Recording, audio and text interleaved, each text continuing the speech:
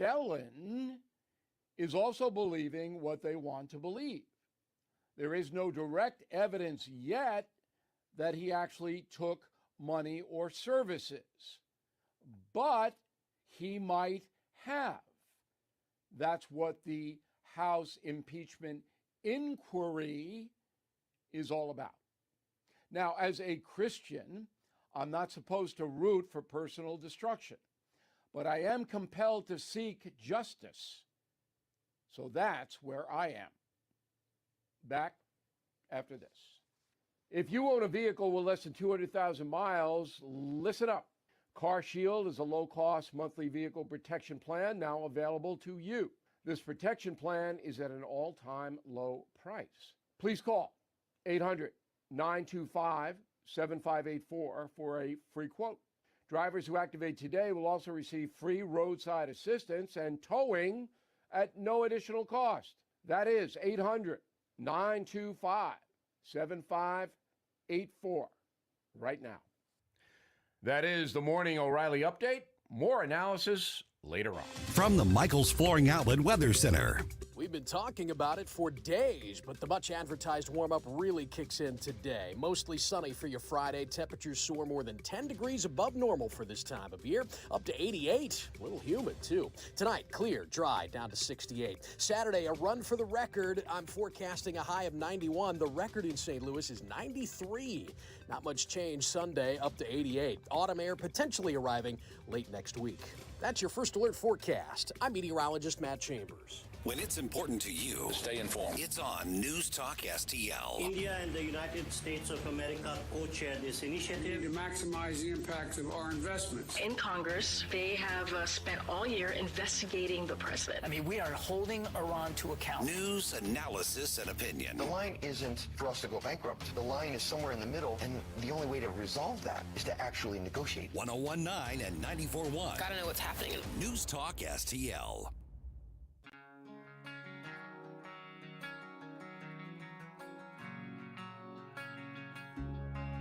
Watch us on our live stream using Rumble, Facebook, and Twitter. Having your first cup of coffee? Mike's on his third. This is Mike Ferguson in the Morning on News Talk STL.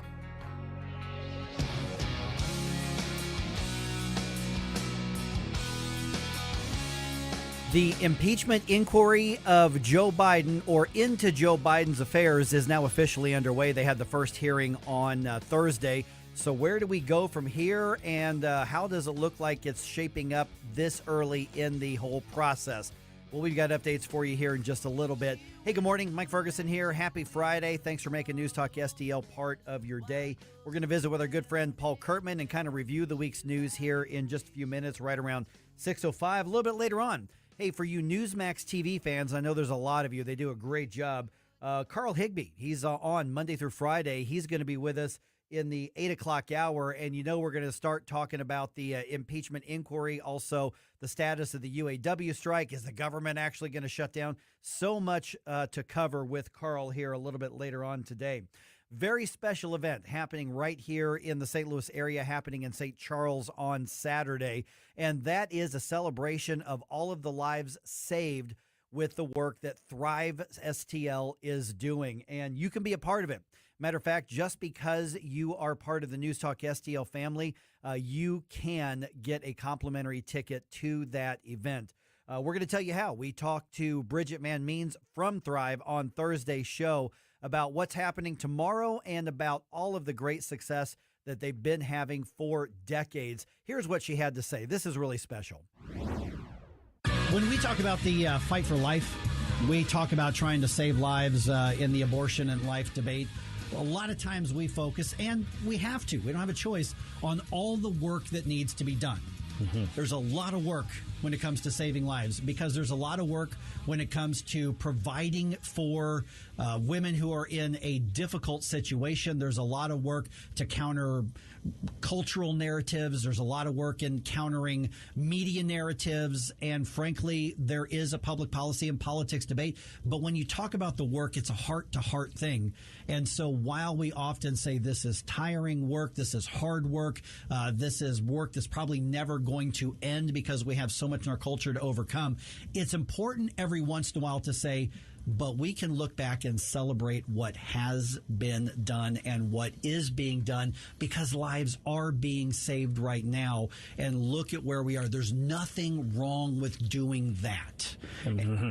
And one of the most effective organizations doing that is Thrive, right here in St. Louis. Hey, Mike Ferguson here, Gabe's here, Stell's here. It is 8:09, joined now by Bridget Van Means from Thrive. And Bridget, I'm not going to say you're throwing a big party coming up here, but when it comes to celebrating and looking back at the work that's being done, I think that's actually really important. So when Lori mentioned to me, hey, we've got this 40-year dinner coming up, I thought that is a great idea. So what's happening here coming up? Hey, Mike and fam. Actually, I'll give you permission. You can say, we're throwing a big That's right. So Thrive, in its beginnings, started in 1983, and the mission has always been, politics are important, and I'm kind of a politics junkie. And I really love our country. I'm an exceptionalist, and our organization really has a strong patriotic DNA, and we're very active politically, and we understand the difference between a completely fatally flawed president and one who's effective, and so on and so forth. So that's all important to us in our personal lives, but we've given our professional lives over to stepping away from the debate and doing what we all know is right, and that is coming alongside women who are experiencing what they perceive as a very crisis pregnancy.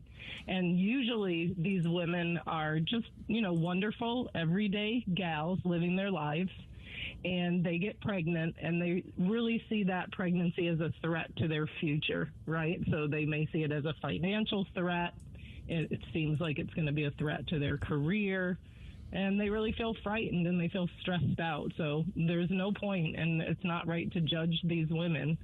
What is right is to come alongside them and make sure that they have all of the resources that they need and all of the emotional and spiritual support they need to make a decision that isn't fear-based, because what I just described to you, at the root of that is fear.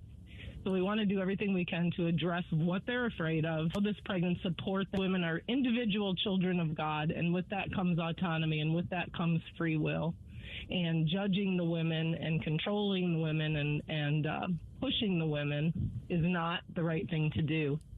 So it's really a good Samaritan model, Mike. We come alongside her. We provide free health care, women's health care. There's all this talk about access to health care, and their health care is free. And they're in a very safe, actually very beautiful environment. Would love to have you come to visit one of our centers. They're world class. They have a really sharp aesthetic, because that's important to young people now. They come into this beautiful center. They get free services. And then really any financial concern they have is resolved by people like your listeners, who support the woman, and they basically step up and say, I'm going to be the surrogate family for this woman, and I will support them. And that literally means, Mike, with every diaper you'll need, your formula, your car seats, a baby shower, and then, of course, ongoing classes and training and support. So it really is, it is a radically bold and generous process that works so effectively. 8 or 9 out of 10 of the women, once they go through their first 1 or 2 visits, really start feeling courageous, who chose life for me under difficult circumstances. We see these women do that every day. It's so positive, and no matter where anyone is on the spectrum in terms of their values and beliefs, they can support what we're doing. So we're going to celebrate that on Saturday.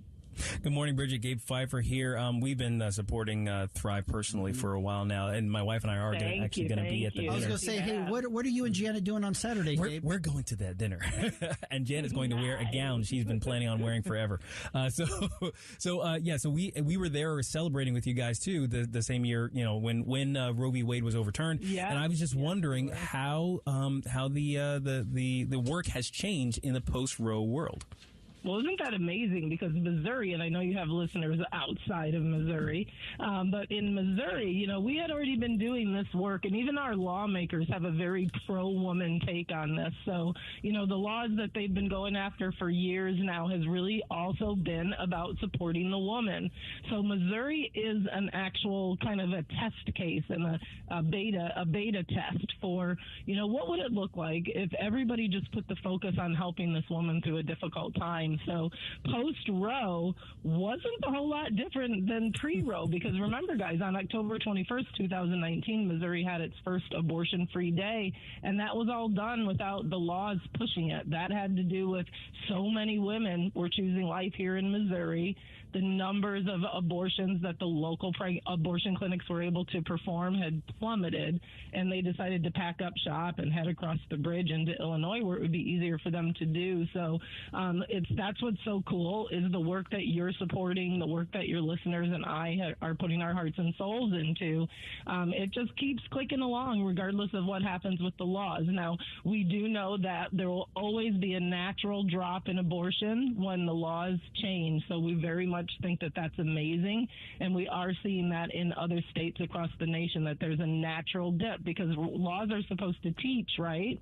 So laws teach young women, maybe there's more to this decision than we thought. If the whole Supreme Court is saying we don't necessarily have a right to it. So it gives pause, and we want that. So we want the laws to be moving along in alignment with the Constitution, and for me as a Christian, in alignment with Christian values.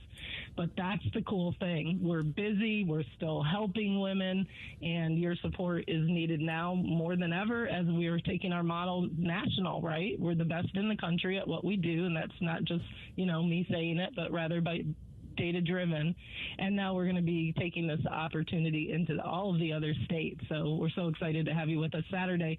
And your listeners should know, this is, we do bring in some of the premier, catalyst, game changer, legend speakers this year. It's David B. Wright, but as you know, it's kind of Hamilton meet Cirque du Soleil, meet Sight and Sound Theater if you've been to Branson. So it's very multimedia and so much talent on the stage, and then some really powerful moments of speeches and things like that. But it's really an electric event. Is that how you experienced it last year? Oh, absolutely. Yeah, it was wonderful. Yeah, so we've got tickets for your listeners set aside, thrivealivestl.org. And then when you register, if your listeners just put News Talk next to their name, we will get them a complimentary ticket and make sure they've got some good seats on Saturday. It's at the St. Charles Convention Center. There'll be over 1,000 people there, and it's filled with electricity. It kind of feels like the Oscars or something like that. Well, the Oscars 20 years ago. Hey, good morning, Bridget. Stal Ponticus here. You kind of touched a little bit on the differences now with pro-life kind of changing lanes into a state-by-state issue. Could you discuss a little bit about the difference that you have to deal with between Missouri and Illinois, speaking of state-by-state? Yeah, well, it's a marked difference. In fact, in Illinois, it's really shocking because I keep reminding myself, okay, this is the state of Lincoln, this is the state of Lincoln, but then I also remember, it's the state of Obama. Yeah. But it is the state of Lincoln, and Illinois actually was one of the primary states for the Underground Railroad, freeing the slaves. So we have a lot of hope for Illinois, but right now they have a diabolical governor. Don't you love how I really hold my punches? We have a Tell us what you really think. Governor. He passes some of the most aggressive pro-abort laws that no sane person, even a pro-choice person, would support. He supports these laws. And actually pregnancy centers in Illinois, which I know you're hinting at, are actually being weaponized against. So right now there are a couple of battles going on in Illinois that literally are trying to stop the work of pregnancy centers.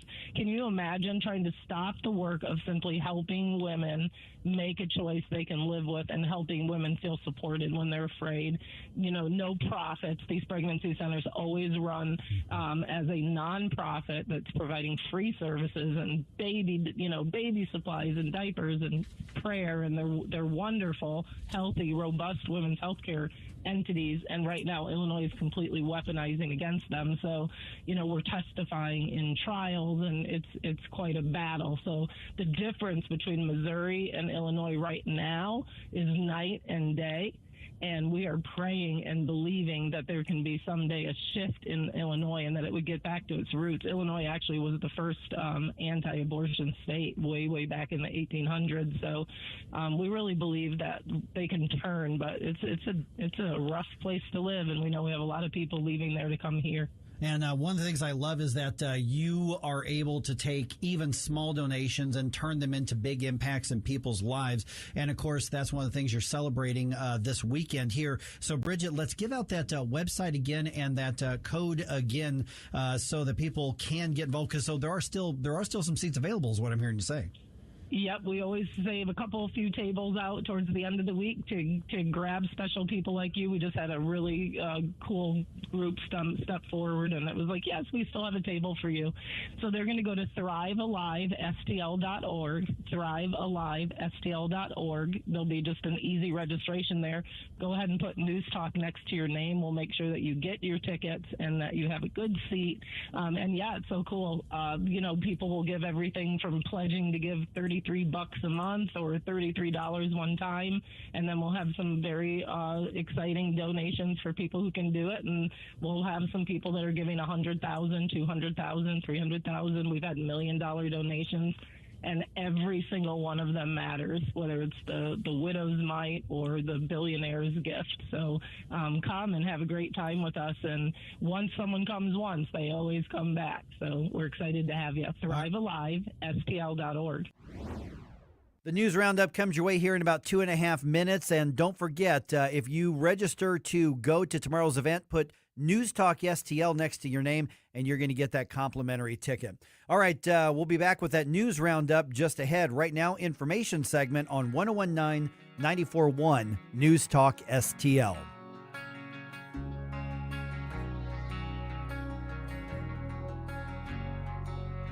For podcast articles and more, find us on newstalkstl.com. Get up, St. Louis. It's Mike Ferguson in the morning.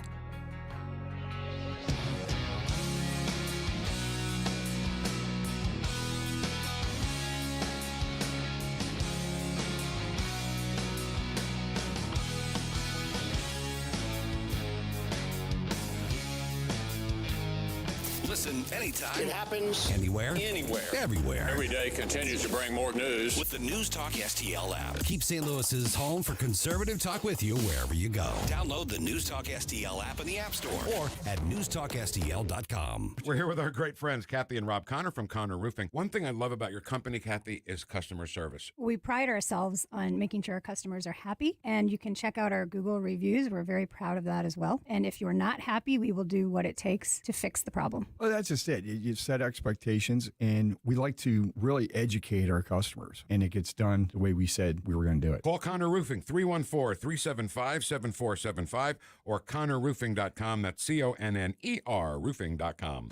It's your last chance to cut a deal at Seidenstricker Nobe Partners. Save up to $5,000 on select John Deere compact tractor packages with our exclusive 10-year warranty. And we're offering 0% financing for 60 months with zero down.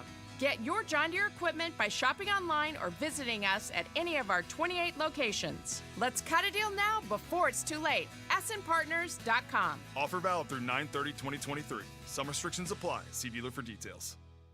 What if the music stopped? If the familiar voices were silenced? If there were no breaking news updates? What if your companion and connection to your community came with a monthly fee?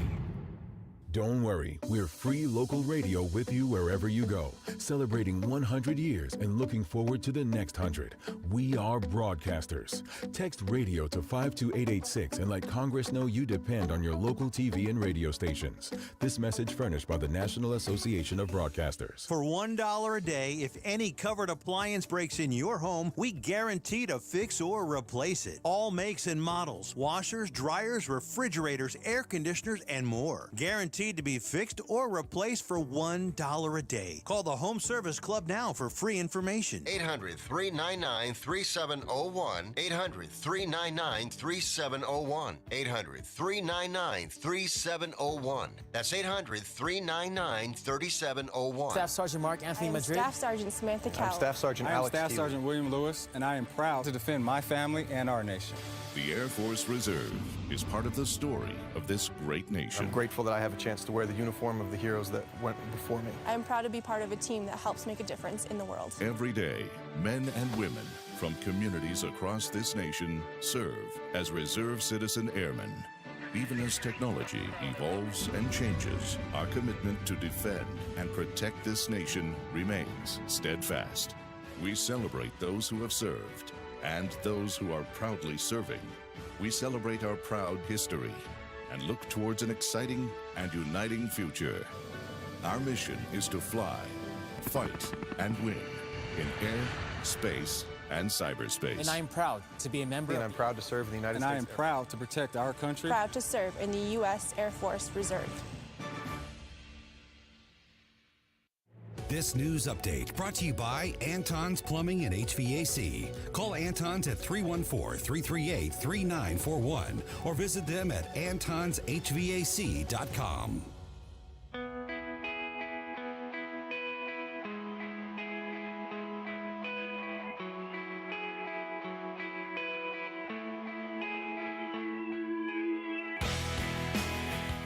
Hi, this is Mark McCloskey. Check out my show, Mark McCloskey on Fire, Sunday afternoon at 5 here on News Talk STL. Right now, it's back to Mike Ferguson in the morning. All right, the impeachment of Joe Biden is one step closer to reality now that the impeachment inquiry process is underway. I've got an update for you on that. The St. Louis County Council is going to take another look at a proposal to freeze some taxes for seniors. Take another swing at this, Stel. Okay, I'm ready. We'll see how it goes. Yeah. Do you know what they should do? They should just try to convince all the Democrats on the county council that secretly Boeing lives in all those houses. Then maybe they'll want to give them a tax break. That might work. Yeah, let's try that. And the Cardinals wrap up their season this weekend. Okay, so a lot going on here. House Republicans, they are leading the charge on the impeachment inquiry into Joe Biden. And, of course, this is dealing with the corruption that he's accused of regarding his tenure as vice president and even now as president. And so following the first hearing on that matter, on the impeachment inquiry, and I keep emphasizing inquiry because this is different than the articles of impeachment, as we all know, House Oversight Committee Chairman James Comer was on Hannity last night on Fox talking about the evidence that they wiring millions of dollars through shell companies, and that, as a result, dealt with influence peddling schemes while Joe Biden was vice president. They used these shell companies to receive the wires from the foreign nationals. And then, according to the banks, in the 170 different suspicious activity reports, those were the bank violations, they then took those wires through the shell companies and laundered them down to the Biden family, to 9 different Biden family members in incremental payments. So the Democrats' answer so far has basically been, you can't prove anything. And the White House's answer has been, nope, don't know what you're talking about.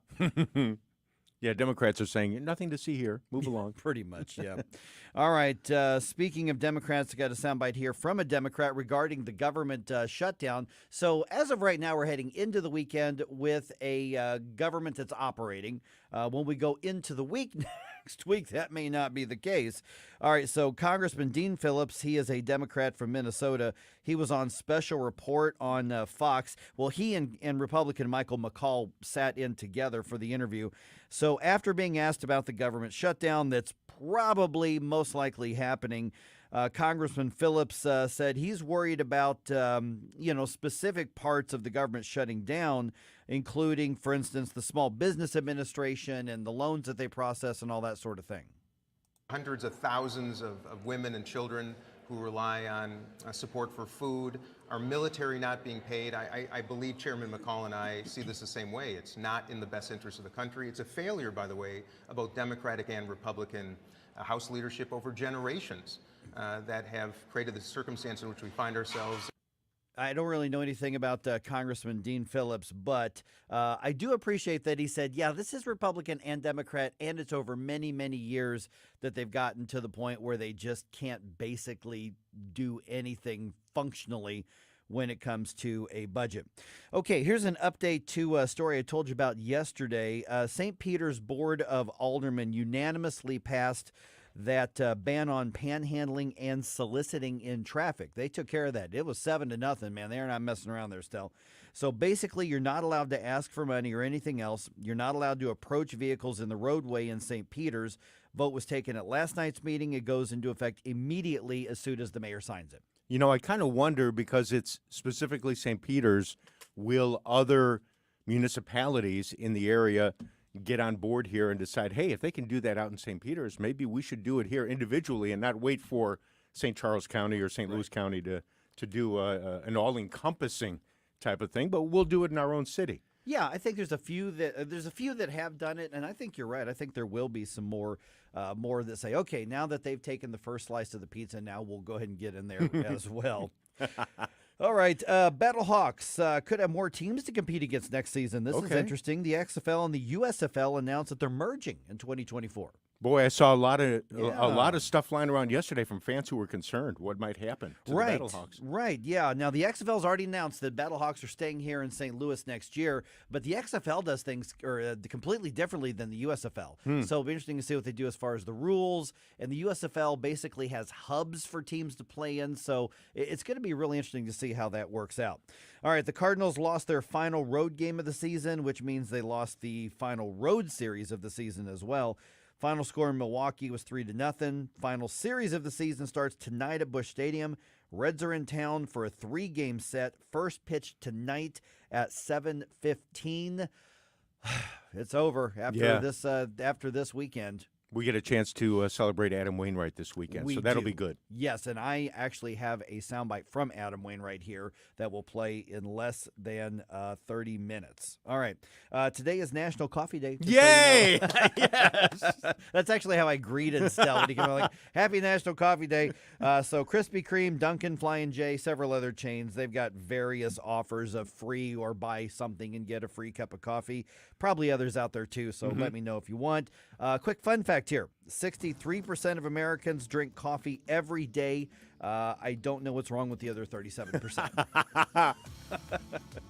I got mine, extra cream, extra sugar, there sitting you right go. here. I got mine here as well. So, hey, if you know where there are some really good freebies for coffee or good deals on it, hey, let me know. I'm going to be looking at the Rumble chat box, or just let me know where it's at, because I'll do it. I'll go follow. I'll drive around and get coffee. Yes.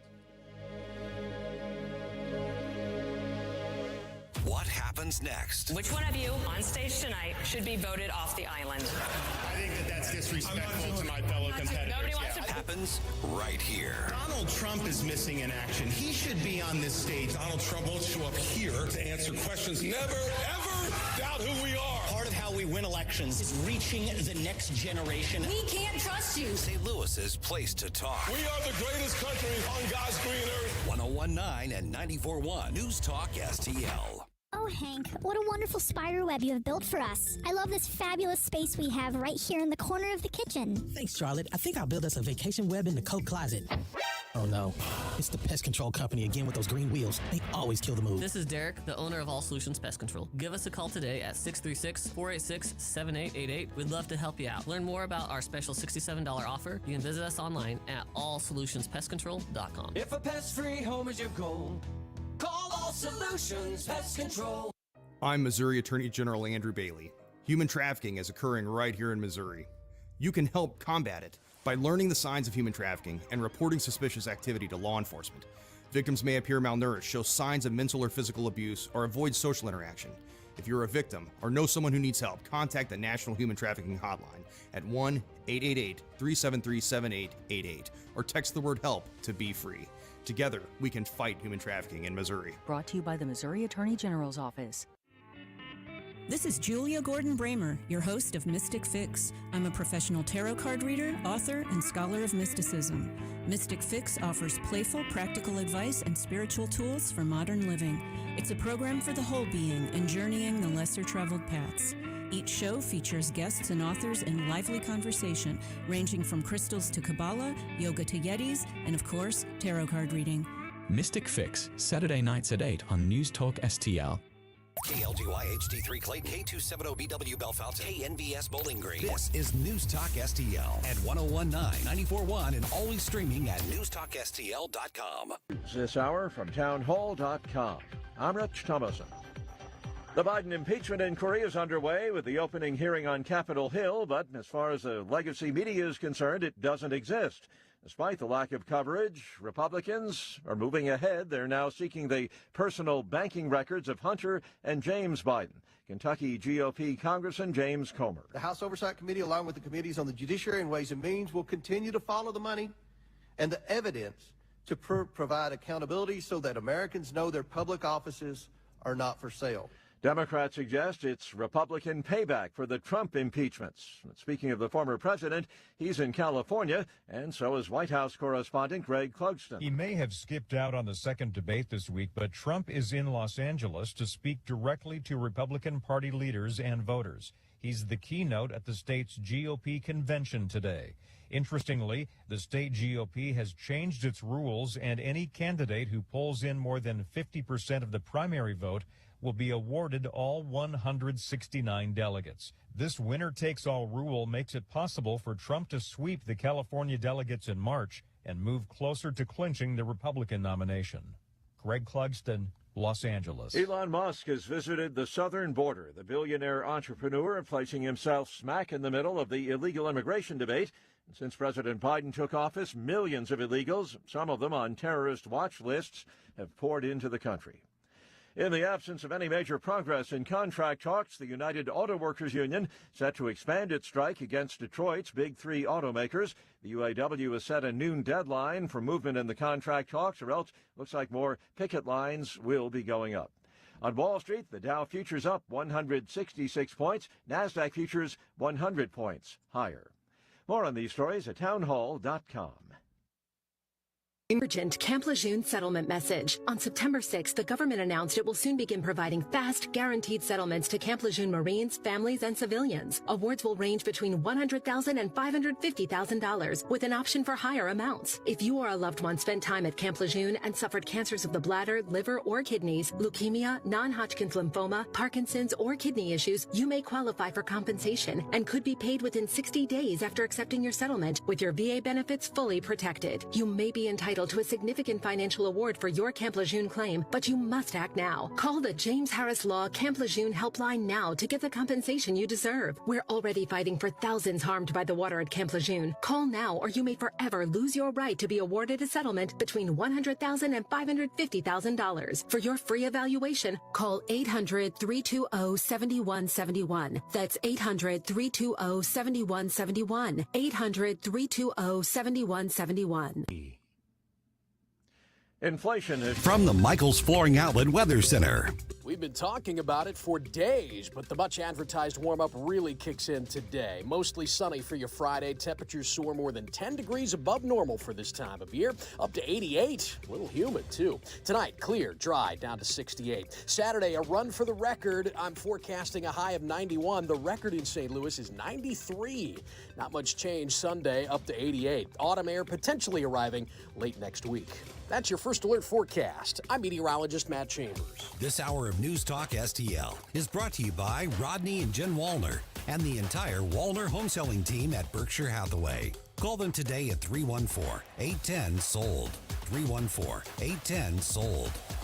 If you're living with diabetes and using insulin, you know the pain of pricking your fingers over and over again. Ouch! Well, by wearing a small remote device called a continuous glucose monitor, or CGM, you can reduce the pain of pricking your fingers. If you administer insulin 3 or more times per day or use an insulin pump, call now and learn how a CGM can help you. Painless. No more pricking my finger. No finger pricks. Convenience. They delivered it free and they took care of all the paperwork. You can reduce pain right away. Plus, it's accurate, easy to use, and helps you spend more time in range. And if you have insurance, you can get a new CGM at little or no out-of-pocket cost. Call now and get free shipping of your new CGM. Plus, we'll bill your insurance for you. 800-432-8150. 800-432-8150. 800-432-8150. That's 800-432-8150.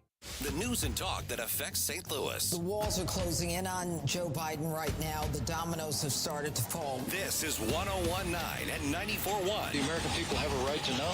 Look at the alternative. News Talk STL.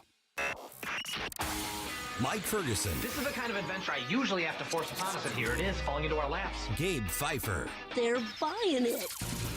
Get up! Get up! Can't you hear the alarm? Get up, St. Louis. Why don't you pop a squat, son? Mike Ferguson in the morning on News Talk STL. Get up! Get up! This is your cousin Bob.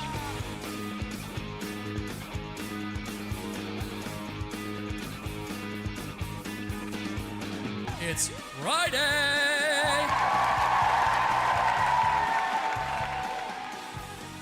You know, there seems to be a common theme when it comes to us talking about government and stuff right now. You know, it's either not doing its basic jobs or it's doing way too much. It'd be nice if we just had a happy medium somewhere. Yeah, absolutely. How about like government does its basic jobs and then leaves us the heck alone?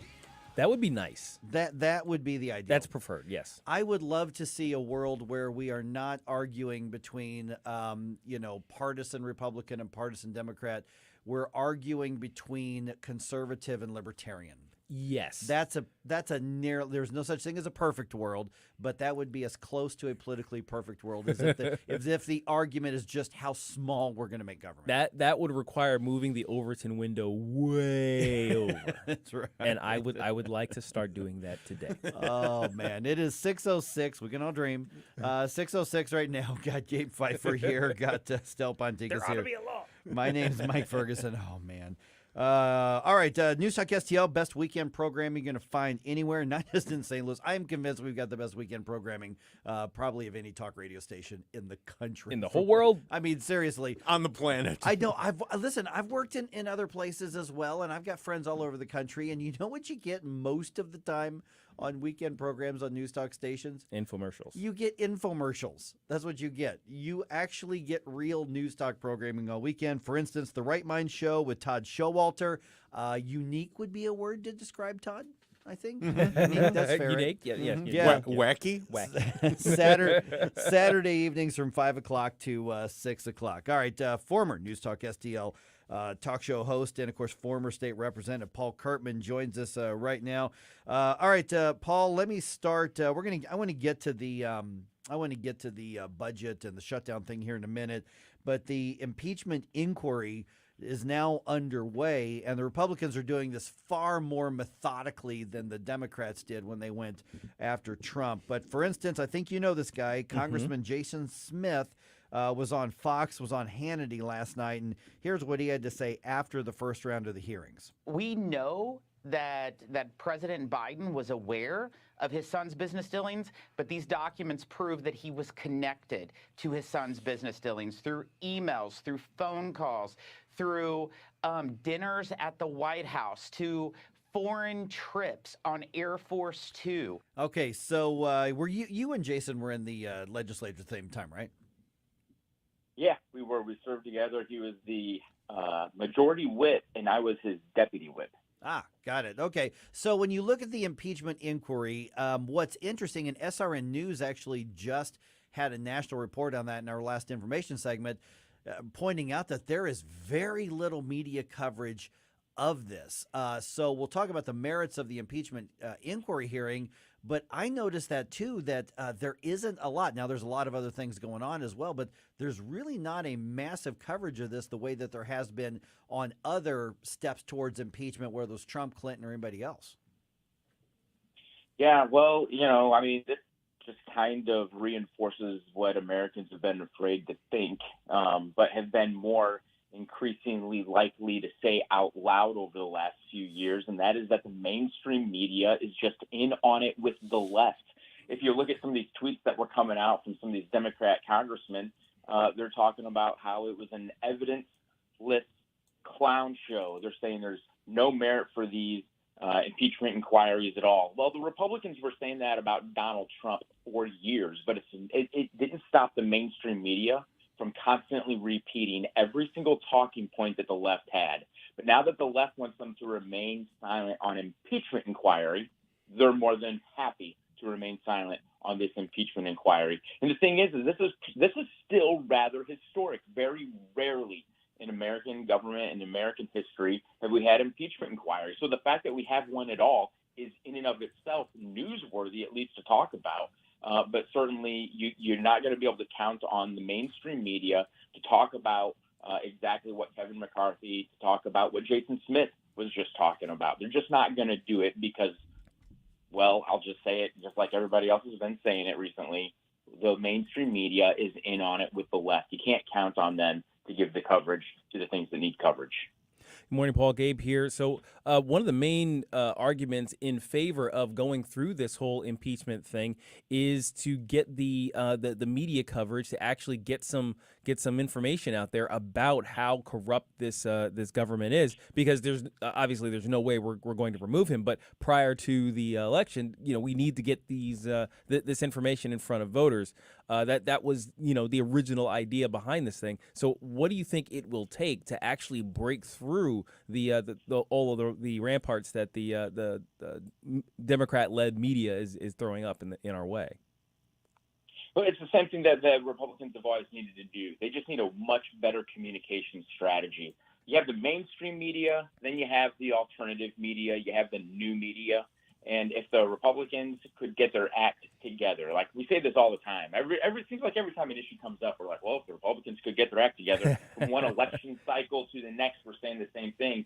But people like Jason Smith, they need to be on the circuit. They need to have these congressmen who are in the know on a schedule to be on every talk radio show on News Talk STL and on every other News Talk radio show across the whole country. They need to be getting in front of some of these conservative podcasters. They need to be getting in front of anybody that has a microphone that wants to hear what they have to say. Because there's people out there. Listen, I don't listen to CNN. I don't listen to a lot. I mean, I go to their websites. I'll see what it is they're saying, because I'm still a little bit of a news junkie, even though I'm not with you guys on the air as much as I used to be. But I just don't go to these mainstream media sites. But I do go to podcasts. I do go to the podcast and listen to News Talk STL from Pensacola, Florida, where I am right now. And so if these Republicans had their wits about them, that's what they would be targeting in order to get their message out. We don't need to rely on CNN. Their numbers are already in the toilet. We shouldn't be relying on them to get our message out. We need to be going to the people that have the microphones, that have them on, and are ready to put them in front of these Republicans who are ready to inform the American people exactly what's going on. Hey, good morning, Paul. Stel Ponticus here. It looks like the border crisis is finally getting a little mainstream media exposure. About 2.5 years late, by the way. But do you think that exposure will intensify, or will the administration's pushback and denial take over again? I think the pushback and denial eventually is going to continue to take over. At least we're going to see a lot more spin. But there's a lot of anomalies happening down on the border right now, and it's kind of these anomalies that are getting a lot of coverage. Just this morning, I was looking at an article that was talking about how 5 Border Patrol agents snipped through a wire to let some people pass. Mm-hmm. There's people that put out these types of headlines, and that is interesting. That will draw me into the article. But then I want to find out what's really going on. So there's some interest in the border. There's some spin going on in the media for sure. But I think that with this migrant situation, I mean, it is continuing to climb to heights and set new records day by day. And so I think that the news media is certainly going to cover it. They need to cover it a lot more for sure. But I think that in this next election cycle, I think that even President Joe Biden's going to have some things that he's going to have to answer for. And I don't think that the media is necessarily going to ignore this particular topic. Yeah, I call the media's coverage of the southern border touch and go. They'll come in and they're like, when they can't ignore it anymore, they'll do it, and then they'll go on to other things. And so I call it touch and go is the media approach I've seen to that. All right, we're visiting with Paul Kurtman right now. All right, right now we have an operational government. I was going to say functioning federal government, but I think that's probably a stretch too far. But we have an operational federal government. Come the first of the month, come next early as we go into next week, that may not be the case. Paul, it looks like we're going to have a partial government shutdown. And I think that whatever deal they come up with, they're talking about a maximum of 6 weeks, and we just continue to operate a federal government like this. Yeah, this would be the 12th time. If the government shuts down, this would be the 12th time that the government shut down. The first government shutdown happened under the Ford administration, and the last time the government shut down was December 2018 to January 2019 when Donald Trump was in office. That was about a 35-day government shutdown. And so we've had 11 since Gerald Ford was the president. This is beginning to be the way that we operate, and this is a bad way of operating. I was recently talking with, doing a little bit of business counseling for somebody, and they were talking about the different back orders that they have, but they were talking about their back orders as though their back orders are just one of their products. Like they got way too comfortable with having back orders, that they hadn't gotten out to their customers. And that's how I feel about our government right now. We are just way too comfortable talking about government shutdowns and continuing resolutions. And I can't even remember the last time that we had a serious discussion on the budget. So I think that we're probably going to have a government shutdown. I think the Democrats would like to see the government shutdown because all of this originates in the House of Representatives. So if we can have a government shutdown while they're trying to impeach Joe Biden, the left is going to be using that as we push into the 2024 election cycle. So don't expect a lot of help from the Democrats in terms of keeping the government funded. They would like to see the Republicans take a failure here. That way they can use it as a talking point to get Biden reelected or whoever it is they're planning on running in 2024. Paul, since you're in the Sunshine State, any thoughts from you regarding Ron DeSantis and his performance at the debate? I think he's doing better. Here's what I think Ron DeSantis needs to do. I think he needs to just shake off the consultants. I can tell when a politician has too many consultants around him. Yeah. I can tell. When you know somebody and you've seen them in action, you've seen them as an operator, and then all of a sudden the camera's in front of them and everything changes about them, it's because somebody's in their ear. When what is going viral is a video where Ron DeSantis awkwardly fakes a smile, that's because somebody has been telling him, you need to smile more. And he's thinking about that instead of actual interactions where he finds joy and happiness and the smiles become less genuine. He needs to get rid of the consultants, and he needs to be real. People like Ron DeSantis in 2020 and 2021 because he was a soldier, and that's what we want to see. I don't care if Ron DeSantis smiles. I want to see the soldier back. That's what we want to see back. Absolutely, yes. All right, Paul, we've already tagged you on our social media, website, social media. People want to still follow what you're doing because you got a big following here in St. Louis still. Yeah, if you want to follow me on social media, they can follow me at paulkurtman.com. If they want to find me in the financial work that I'm doing, because the markets are up and down a lot still, even recently, they can go to prkurtman.com. All right, good chat with you again, my friend. All right, thanks, guys. Have a good day. All right, still ahead here. St. Louis County Council may take another swing at helping seniors with their property tax bill. Oh, we're another bite of the apple. They're going to try. We'll see how that goes. I'll give you the update on that. And this is it for Wayno. He's got a concert planned for St. Louis this weekend. A concert? He's not going to pitch, but he's going to sing. Oh, wow. A concert at Busch. That's right. Wow. I will tell you about that. That's cool. He's going to do what Guns N' Roses could not. I'll tell you all about it. It's 6:20 here on 101.9 94.1 News Talk STL. Like us on Facebook at News Talk STL. Get up. It's Mike Ferguson in the morning.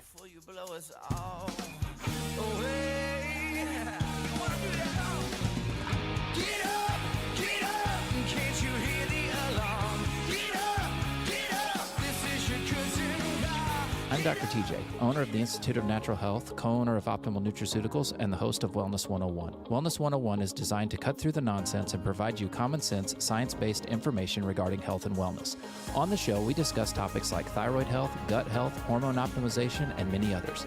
Our show airs Saturdays at 10 a.m. and 2 p.m. and Sundays at 11 a.m. and 3 p.m. right here on News Talk STL. For more information, visit us at inhstl.com. That's inhstl.com. Do you live in West St. Louis County? Then you can get West News Magazine delivered free to your home just by asking for it. West News Magazine is the only print source for the political, school, business, and sports news happening in your hometown. Simply visit westnewsmagazine.com/subscribe or pick up a free copy at all area Deerbergs and Schnuck stores. West News Magazine. Anybody who wants it gets it. Anybody who gets it wants it. Subscribe for free today. Simply visit westnewsmagazine.com/subscribe. Hey, Tony Colombo here for Gutter Pros. When Christine and I bought our new house, we knew the gutters were an issue, and after meeting the Gutter Pros team, we knew that they were right for us. Gutter Pros is your all-in-one gutter service team that offers a variety of affordable solutions, and they even offer free estimates, so there's no cost to you to find out if they are right for your home, just like they were for ours. If you're having a problem with your gutters, contact the Gutter Pros now, because with Gutter Pros, water goes where they tell it to. Call them at 314-656-7195 or visit gutterpros.com. I'm Susie Moore, and this is More to the Point. So, impeachment inquiry hearing number 1 was held on Thursday, and it was a doozy. With all the fur that flew, I'm surprised our Congress critters weren't hacking up fur balls. Well, some of them sort of were. The stated purpose of Thursday's hearing was to set forth the basis for proceeding with the inquiry. That didn't stop the Dems, of course, from conflating the investigation with the trial and squawking endlessly about there being no evidence of wrongdoing on the part of Joe Biden, and howling about Republicans doing exactly what they did less than 4 years ago. There were plenty of lowlights, but the one that stood out the most to me was when Dan Goldman, who fancies himself quite the legal wizard, pondered, if there were 9 Biden family members who got money from these business transactions, isn't it striking that Joe Biden was not one of them? Why, yes, Matlock, it's striking indeed. Everyone around Joe Biden, including his grandchildren, was getting money from foreign nationals, but Joe himself was singularly isolated from this lucrative enterprise. You don't suppose it's because they realized that forwarding millions of dollars directly to Joe might tip even the most casual observer off to the fact that the big guy was on the take, do you? Not our best, not our brightest. Susie Moore is Deputy Managing Editor for RedState.com. For more to the point and everything Susie Moore, log on to RedState.com. Follow Susie on Twitter at SmoozyQ and keep listening to 1019 and 94.1 News Talk STL. This hour of Mike Ferguson in the Morning is brought to you by Stifel. Request a portfolio review from your Stifel financial advisor at Stifel.com. That's STIFEL.com. Hi, this is Kira Davis, and you're listening to Mike Ferguson in the Morning on News Talk STL. You're as cold as ice. You're willing to sacrifice our love. All right, taking another swing and making life easier for seniors in St. Louis County. Maybe the government can worry about their tax bill the way they worry about Boeing's. That'd be nice. Don't count on it, though. Jeez. All right, News Talk STL's newsletter. If you haven't gotten our weekly newsletter, you should be doing it. Just go to newstalkstl.com to sign up for that. It is free. Quick, easy, fun read, all kinds of different stuff on that every week. By the way, also News Talk STL, we would love for you to make us your kind of like when you open up your browser, just make News Talk STL your homepage. Check out there. We got news and all sorts of content that's updated daily on there. So check out that website. Okay, so St. Louis County Council, the Republicans on the council are trying to bring back the property tax freeze idea. Yes. That's already been voted down once. Well, let's try it again. So this time with feeling. They're trying to they're negotiating and they're trying to get some compromises in. For instance, Dennis Hancock said that he would be willing to accept a compromise that says, okay, if your home is valued up to a certain amount, okay, then so you can qualify. Capping it. So capping it. And seniors could only use this for the primary residence, which is what the law says in the first place. You can't buy a bunch of investment properties and try to claim it. Okay. So he said that a new version of the bill, and I'm looking at KMOV's coverage of here, will likely include some kind of cap. So if you have a house, and they're just right now pulling numbers out of the air, but let's say it's valued at $550,000 or more, you couldn't completely freeze your bill, and probably at some point you wouldn't be able to freeze it at all later. Okay, so my sense of ethics and justice say it shouldn't matter what it is, but if that's what it takes to get it through, then at least we help some seniors on this. I think the nose in the door approach, that the left has been taking for decades, I think we need to start employing that. Right. But I'm looking at the coverage here, and it's funny because KMOV went and they just kind of did interviews with people who were there, So look at this. It said, outside the meeting, First Alert 4, KMOV, found Ladue resident Tom Smith, who thinks seniors in some communities could use the tax break, but others in wealthier communities such as Ladue or Clayton don't need government help. Now, first of all, this isn't government help. Right. This is allowing you to keep your own money. This is government. I guess if I'm going to punch you 4 times, but I decide to only punch you 3, that's somehow, I guess that's helping. I've helped you. Yeah, right. Exactly. Yeah, the thinking is exactly backwards. Right. But get this guy's comment here. This jumped out at me here. So he is quoted, this guy, Tom Smith, is quoted as saying, things are going well, things are good, and if you live in these communities, I want to know why anyone wouldn't want to pay an appropriate increase on their taxes. So he's actually saying he's questioning. He's saying, I don't understand. I want somebody to tell me why you wouldn't want to pay more taxes every year. You jerk. What a stupid line of thinking that is. You absolute jerk. Because I will tell you this, with all confidence.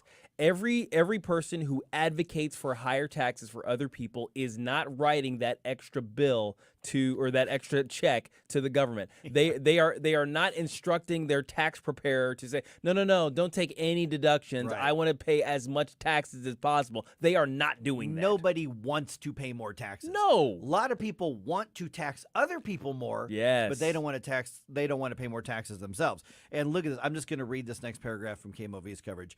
School districts like Parkway schools could also see less tax dollars into their coffers. Good. No, they don't though. Well, yeah. Ultimately, it's not even a big deal. I mean, I would be fine. I agree with you. I'm fine with public schools getting fewer tax dollars. Sure, but that's not true. Right. I mean, that is demonstrably false. That's true. Because the issue is that we're talking about a reduction in a future increase. Right. That's what we're talking about, because when taxes freeze, that means whatever the current level is stops. Right. Right?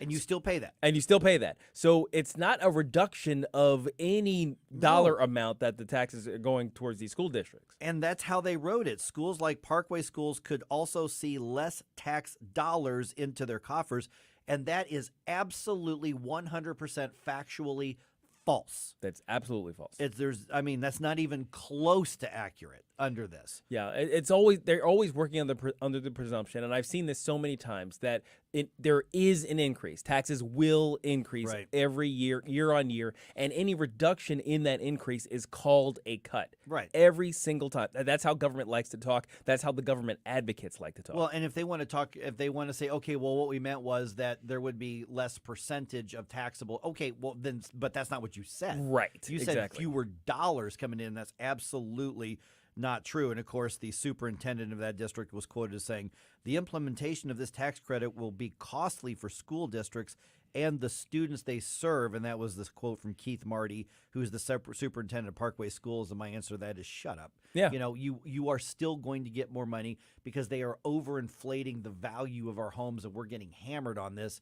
And so you're saying that, but I want the money for my role of government here, and screw you. Yeah, absolutely. He's like, hey, don't reduce my little government kingdom over here. Right. Don't take away my increase in power. Come on. Yep.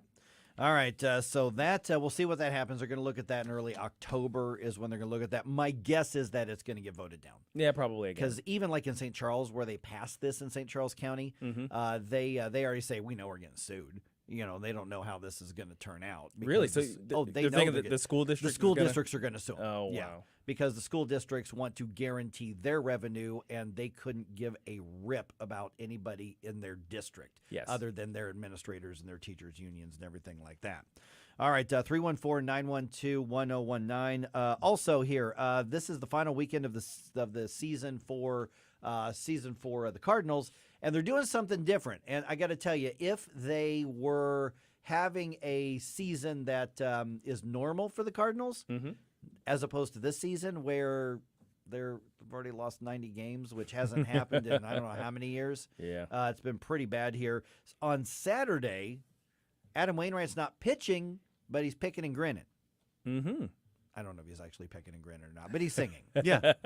He'll be playing guitar. He'll be picking. Guitar, and singing. Yeah, this is happening at is this happening at the stadium, like right after the game, I think? Yes. Yeah, it's post game on Saturday. Friday night, fans get a chance to sign a huge thank you card. Nice. To Adam. Oh, wow. Nice. So tonight. You can do that at Friday's game, and as you mentioned, Saturday's a concert, and then Sunday afternoon there's a pregame ceremony. Sounds like there's going to be like a full band with a concert. Maybe. For Adam Wainwright here. So Channel 2 talked to him in the locker room last night, and here's what he had to say. I'm going to be nervous for sure, but I'm going to have some fun out there.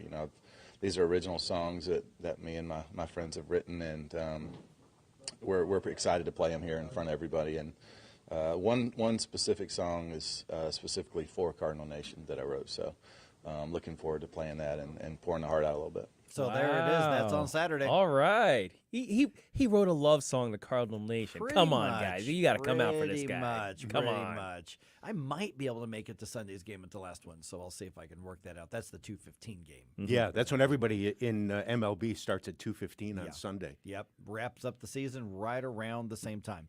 All right, got some thoughts on any of these stories. Let's hear them. We got an information segment for you right now, and just ahead right after that is the court system, the next to be captured, like conquered by the lefts and their narratives. They're going for it. Yeah, they're going for it. We'll talk about that just ahead here on 1019 94.1 News Talk STL.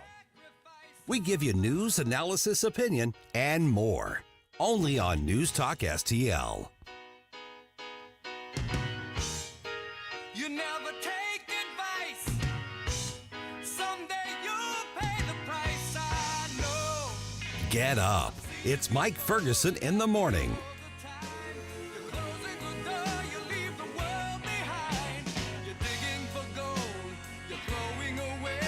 From the Michaels Flooring Outlet Weather Center. We've been talking about it for days, but the much-advertised warm-up really kicks in today. Mostly sunny for your Friday. Temperatures soar more than 10 degrees above normal for this time of year, up to 88. A little humid, too. Tonight, clear, dry, down to 68. Saturday, a run for the record. I'm forecasting a high of 91. The record in St. Louis is 93. Not much change Sunday, up to 88. Autumn air potentially arriving late next week. That's your First Alert forecast. I'm meteorologist Matt Sheen. News, analysis, opinion. They're literally taking the Constitution and putting it in a paper shredder. News Talk STL. Get involved and make a difference. Be part of this year's St. Louis County Lincoln Reagan Day dinner featuring former Trump Deputy Press Secretary Hogan Gidley. Plus, special MC for the night, News Talk STL's own Chris Arps. Have dinner, support the St. Louis County RNC, and hear Hogan Gidley Saturday night, September 30th in the River City Casino Ballroom. For more information, visit stlcorepublicans.org. That's stlcorepublicans.org. Paid for by the Republican Central Committee of St. Louis County. Kevin Turner, Treasurer. Not authorized by any candidate or candidate committee. News Talk STL is proud to have Doug Voss of Safe Money Radio as part of our lineup each week. Doug has been a staple on St. Louis radio for many years as one of the leading financial experts in the area. Doug and Safe Money Radio is on 3 times every weekend, but in case you miss anything, you can check it all out at DougVossSafeMoneyRadio.com or call 844-676-SAFE. That's 844-676-7233. Doug Voss is a registered representative. Securities offered through DHL Securities, LLLP. Member FINRA and SIPC. When veterans return to civilian life, they deserve your recognition and support. You can help put vets to work by donating your car, truck, or van to Patriotic Hearts. Your donation will directly support programs to help vets find jobs or even start their own business. Donate today for fast, free pickup of your vehicle, running or not. Call 800-209-3485. 800-209-3485. 800-209-3485. Sponsored by Patriotic Hearts. Consumer Cellular's award-winning customer support is 100% based in the U.S., and you are 100% based in the U.S. That's something you have in common with Consumer Cellular's customer service. Consumer Cellular's customer service likes pizza, and you like pizza. You want a free month of service, and we want to give you one. We obviously can't wait to hear from you. Visit consumercellular.com/free month and enter code FREE MONTH to get your second month free. Consumer Cellular. When freedom calls, we're here to answer. Promotion is subject to terms and conditions. Columbo and Katie. On Friday, we'll have more fallout from the debate, and we'll discuss the new $20 minimum wage for fast food workers in California with Gabe Pfeiffer. Plus, we'll get the weekend forecast from Steve Templeton at 2:45. Weekdays at 2 on News Talk STL. Bill O'Reilly here. Check out the O'Reilly Update this afternoon at 3:45. Right now, it's back to Mike Ferguson in the morning on News Talk STL.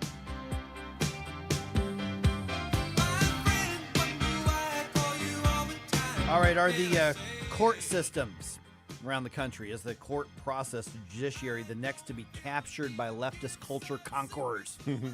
They're trying. Interesting approach they've got here, because this is actually more than just, oh, we just disagree, but be nice with your words. This is a much bigger implication. Absolutely. This is huge. Yeah. All right, News Talk STL's weekend programming. Mark McCloskey on Fire. Happens Sunday afternoon from 5 o'clock to 6 o'clock right here on 1019, 94.1 News Talk STL. And on Mark's Rumble, he's got some big numbers on that Rumble. A lot of people love watching him on Rumble, but you can hear him over the air as well. Mm-hmm. All right, we're going to get to this court thing here in just a moment. It looks like Mike's got something to say about the property tax thing, because if you're just joining us, in St. Louis County, the Republicans there want to bring back the proposed property tax freeze, and they're saying, okay, we'll make a deal on it. Let's at least get it in place for some, if not for everybody, or if not fully effect for everybody. Mike, thanks for being on the show. What's your take? Sure. Well, I think you were saying that it would not defund school districts. I think that's what you said. Well, it would not defund fire departments. Well, what I said was the article said there that the if it were passed, that it would result in fewer, because KMOV said it would result in fewer dollars going into the school district's coffers, which is false. Right.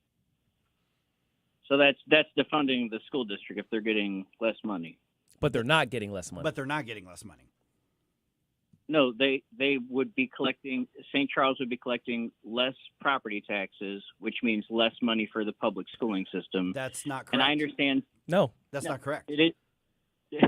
Okay, so let me explain it. Let me explain it again. So whatever the tax dollars that are being collected today would not change. Right. That dollar amount is frozen for all time, essentially, for somebody of whatever age older. Now, the potential increases would be reduced. Right. That would not happen. But they would not get fewer dollars. They would get the same number of dollars from that property. Okay. Yeah. What I'm saying is, if they were not to pass it, they would end up getting more money in the future. Is that correct? That is correct. Yeah. Let me just tell you something. I'm a state representative. I'm a Democrat. Mm-hmm. I enjoy listening to your show. This is the wrong way of going about working on property taxes for senior citizens. This is defunding the school districts and defunding the fire departments. The fire departments also will get less funding in the long run. That's the reality. That's defunding the fire departments. Do Republicans want to defund the fire department? Okay, so here you we want go. This one, Gabe? Okay. Yeah, I mean this is. By the way, can I just point out that I really appreciate that you're calling in? Yeah, absolutely. I mean, because I love having these and debates. And I have a solution too. If you give me time to give it to you, I got a solution. So let's do this. Well, Gabe, that's actually what I was going to ask, because the So- thing is, this doesn't restrict any lawmaker's ability to find those. If you're saying that this reduction in future growth, that's what we're talking about, a reduction in future growth is going to somehow be crippling to either of those institutions, you are not precluded from finding that funding elsewhere. Okay. Well, the reality is that Missouri is 49th in the country at funding our schools on a state level. 49th. We are also 50th in the country at starter teacher pay. We're 48th at current teacher pay. So we're at the very bottom when it comes to funding our schools. And what does that mean? And I'm talking about on the state level. What does that mean? That means we have to jack up local taxes and property taxes for senior citizens on fixed incomes that have lived in the same house for 40 years, that are retired, that are having to go back to work because they can't afford all of the taxes, all of the new real estate taxes that keep going up and up and up every year. Okay. What I want to do and what I want to see is something that does not give our public schooling system, that we already give such a small amount of money from compared to the rest of the entire country, which is also frustrating. So it's like, oh, look how bad our schools are. Well, we're 49th in the country at funding them. What would you expect? Would you expect them to be great schools? Because we don't fund them. So we kind of set them up for failure. The Republicans have been in control for over 20 years now. What I want to do is I want to bring back the Homestead Act. And I have filed it for the past 3 years. It's something the state of Missouri used to do. It expired in 2010. And basically, it's circuit breaker, which gives senior citizens that are on fixed incomes a break on their property taxes. And I just want to bring it back. And the reason that I'm not even changing any of the legislation is because we know how to do it. We have the infrastructure. It's just something that expired in 2010. But if we were to bring that back, the state of Missouri will cover all of those lost revenues when it comes to the fire departments and the public schooling system. Hey, Mike, so my bill let me ask a point of clarification. Is a solution where we would not lose any funds for our schools and for our fire departments. Okay, just a point of clarification. You say a circuit breaker for the property taxes or the seniors, and this is truly a technical question. How is that different from freezing the property taxes if one is a circuit breaker break and the other is that? So explain what the difference is between those two, because what we've got here is, and this is where we're going to disagree, is that to me, I'm looking at the senior citizens. You mentioned the fixed income, that they can't afford the taxes. I think that the policy should favor them over the expense of government institutions. That's just where we disagree. But explain the difference between those two. Well, when you're talking about freezing property taxes, that's literally just freezing them. Right. And from the way that the legislation was written, that we passed in Jefferson City, there's no really means test for it, so it would go for pretty much everybody. And the circuit breaker is just for folks that are very low income on fixed incomes, and you basically get a credit back from the state. So you pay your property taxes, what you're owed every year, you pay that, but then the state credits you some of that money. And what my legislation does, which, like I said, we used to do up until 2010, is it just goes a little farther than circuit breaker. It's called the Homestead Act. You can Google it, Missouri Homestead Act. It's got my name on it. And the thing is I represent District 92, which is down in South St. Louis County. Mm-hmm. I got a lot of senior citizens in my district. A lot of folks know me for spearheading the effort to save Tower T. And when I was doing that, I was going door to door before I was even an elected official, talking to folks and a lot of senior citizens that were worried about their property taxes going up if they were to put homes where they wanted to. Thankfully, we were able to save Tower T. But it's a real thing. And the reality is that it's a real problem. It actually ends up costing the state more, because when we end up having to kick these senior citizens out of their homes because they're behind in their property taxes, Missouri has to pay for it.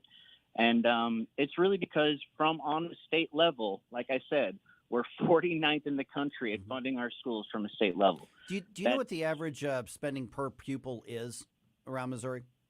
The average is around 11,000.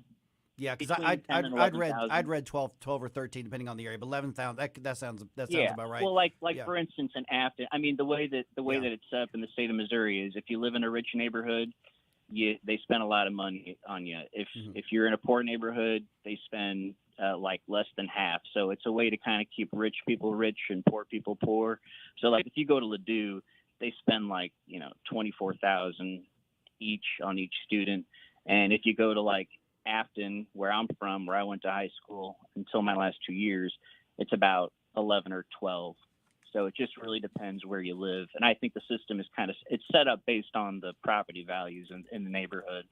But there's a reason that we have failing schools, and it's because we haven't funded them.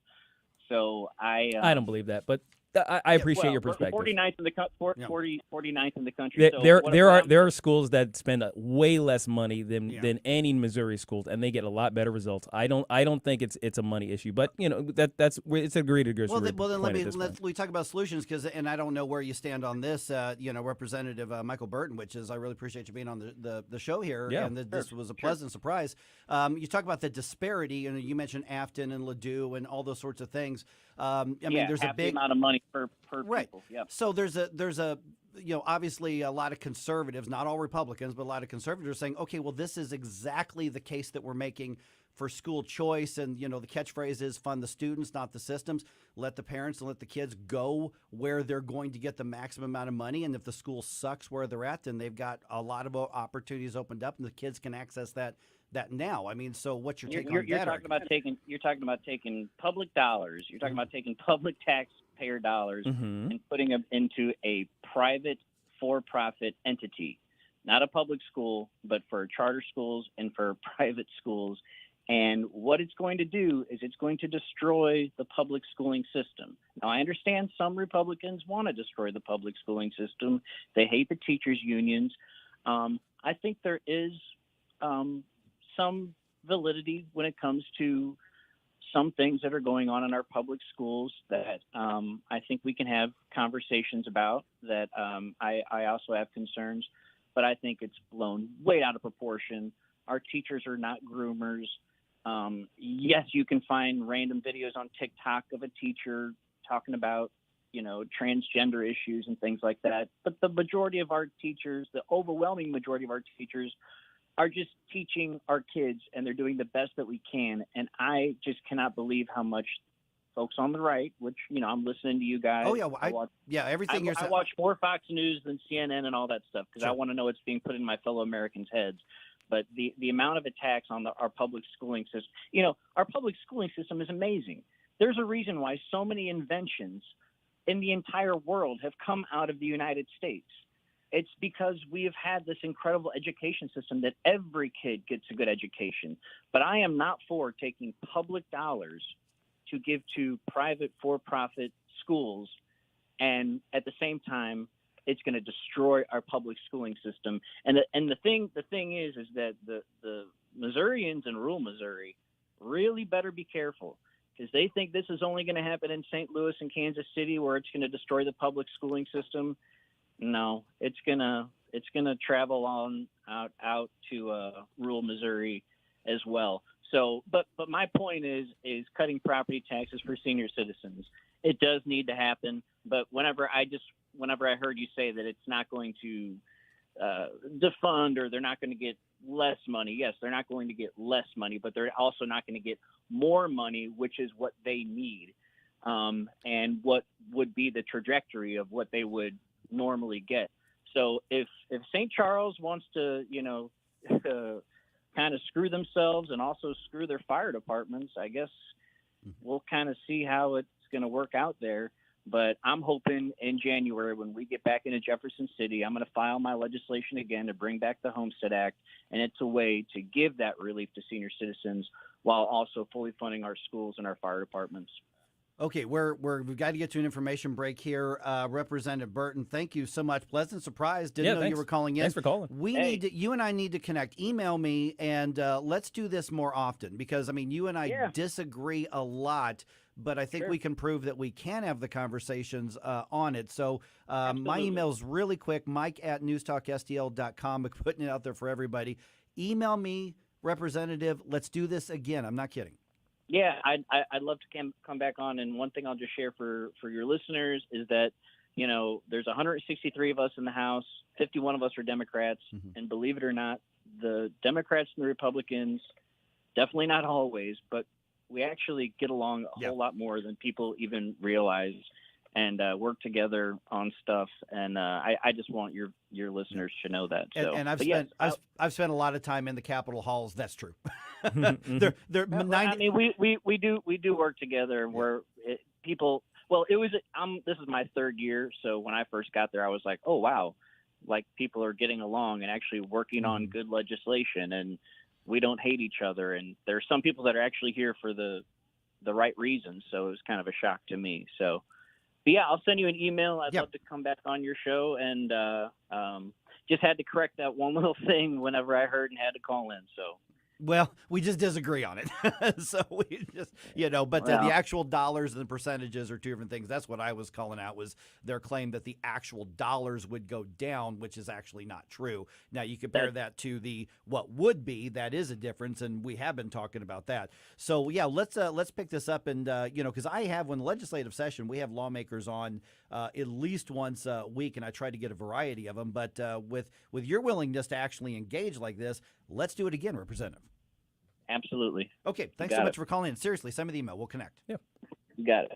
All right, good one. Thanks. And again, stuff we just disagree on. Yeah, completely disagree on. And it's funny because we end up talking at like this a very deep level about some of these things, but it goes further than that. There's some fundamental differences. Like I have a fundamental problem with property taxes to begin with. Oh, sure, yeah. So just as a moral issue. So then when we're talking, yes, we can talk about the funding, and what's the impact of doing this and making these sort of changes. And yes, those are all relevant points, but I always come back to, yes, but my goal is to get rid of property taxes as a concept in America. Right. Well, and then we've got a very different assessment of the school system. And then there's that. Then there's, and that goes real deep. But that's where I want to have a lot of those conversations. So I appreciate it. No, we didn't get to the court thing. We'll do that maybe in the 8 o'clock hour. Yeah, we'll get to it. But that was a lot better. So I appreciate that. Was great. All right, 314-912-1019. Just ahead. Speaking of the difference between conservatives and liberals, you found something on social media, which I think is fascinating that everybody needs to know. Honestly, I'd say every conservative needs to know in particular. Gosh, pay attention. Probably everybody needs to know, because those censors and that suppression is still out there. Elon didn't solve the problem.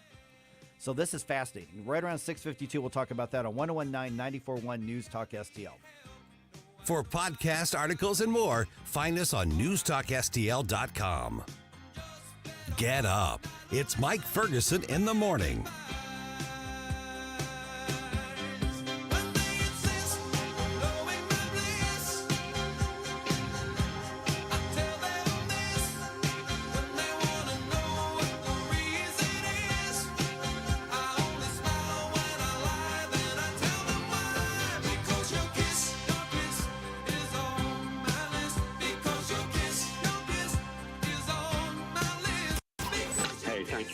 For taking my call. News, analysis, opinion. Yes, I just want you to know what a breath of fresh air you people are. 1019 and 94.1 News Talk STL. Hi, Sean Long for STL FenceWorks. STL FenceWorks is proud and excited to install American-made aluminum and vinyl fence products, as well as American-made decking. For instance, STL FenceWorks has teamed up with Jareth Manufacturing. Jareth invented the aluminum fence industry over 50 years ago. The Jareth product is wholly sourced and manufactured in the U.S., and STL FenceWorks is the third largest Jareth customer in the world. STL FenceWorks is vinyl fencing also, and not just white. We partner with National Vinyl Products to provide you with tan, clay, gray, and variegated wood grain vinyl fence products too, all made in the U.S. Not to be forgotten, STL FenceWorks is maintenance-free decking. STL FenceWorks is the #1 distributor of Wolf Cellular PVC in the Midwest, proudly manufactured in the U.S. and voted #1 maintenance-free decking product in the United States.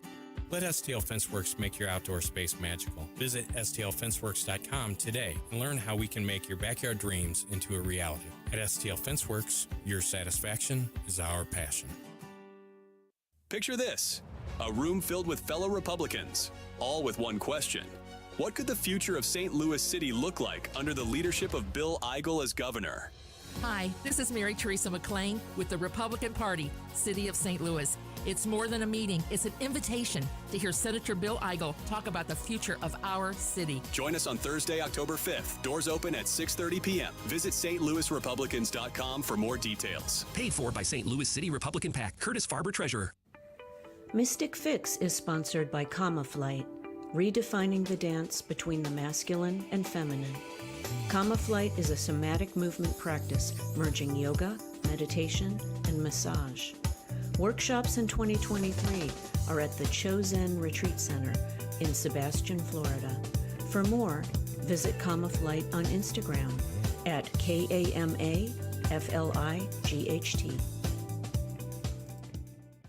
This hour of Mike Ferguson in the Morning is brought to you by Stifel. Request a portfolio review from your Stifel financial advisor at stifel.com. That's STIFEL.com.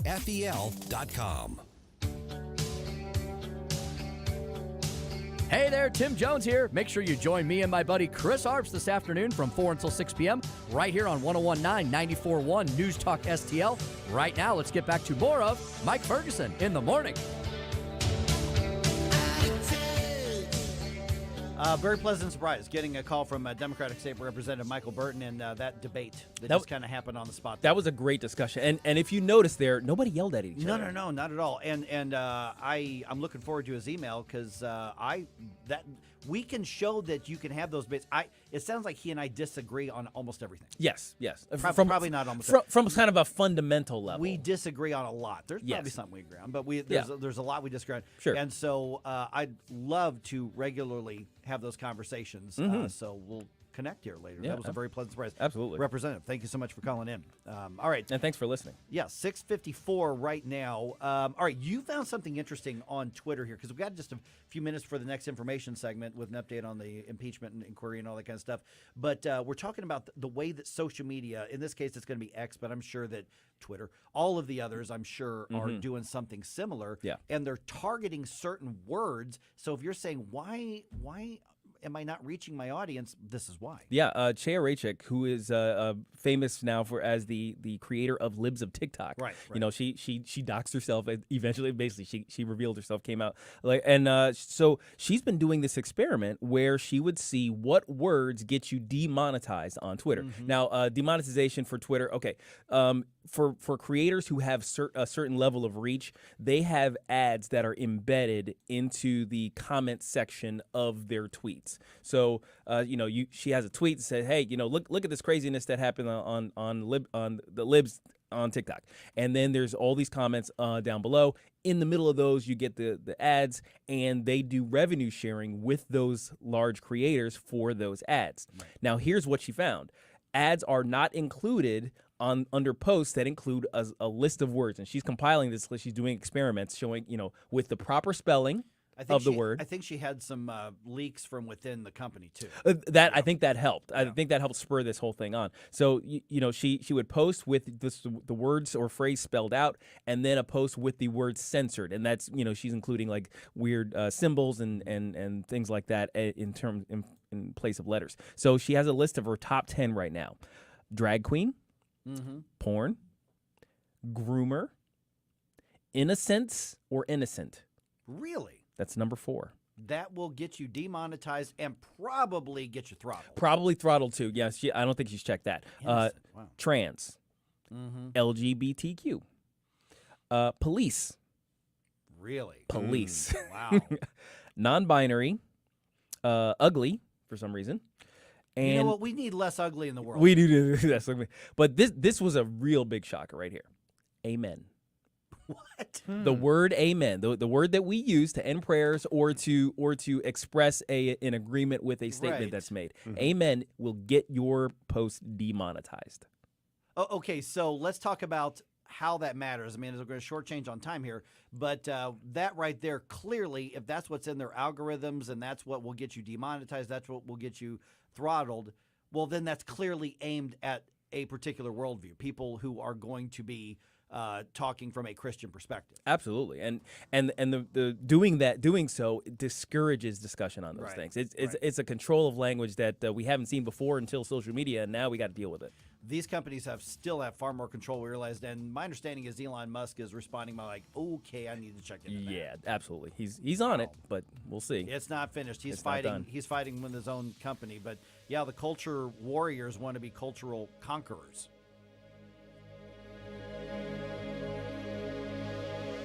BTO is back. Bachman Turner Overdrive. Back in Overdrive Tour. October 19th at the Family Arena. BTO Live with Mark Farner's American Band. Reserve seats on sale now at the Carroll House Furniture box office at the Family Arena or Ticketmaster. Don't miss the return of BTO in concert. John Michael Montgomery. Live. The multiple Grammy, CMA, and ACM award winner.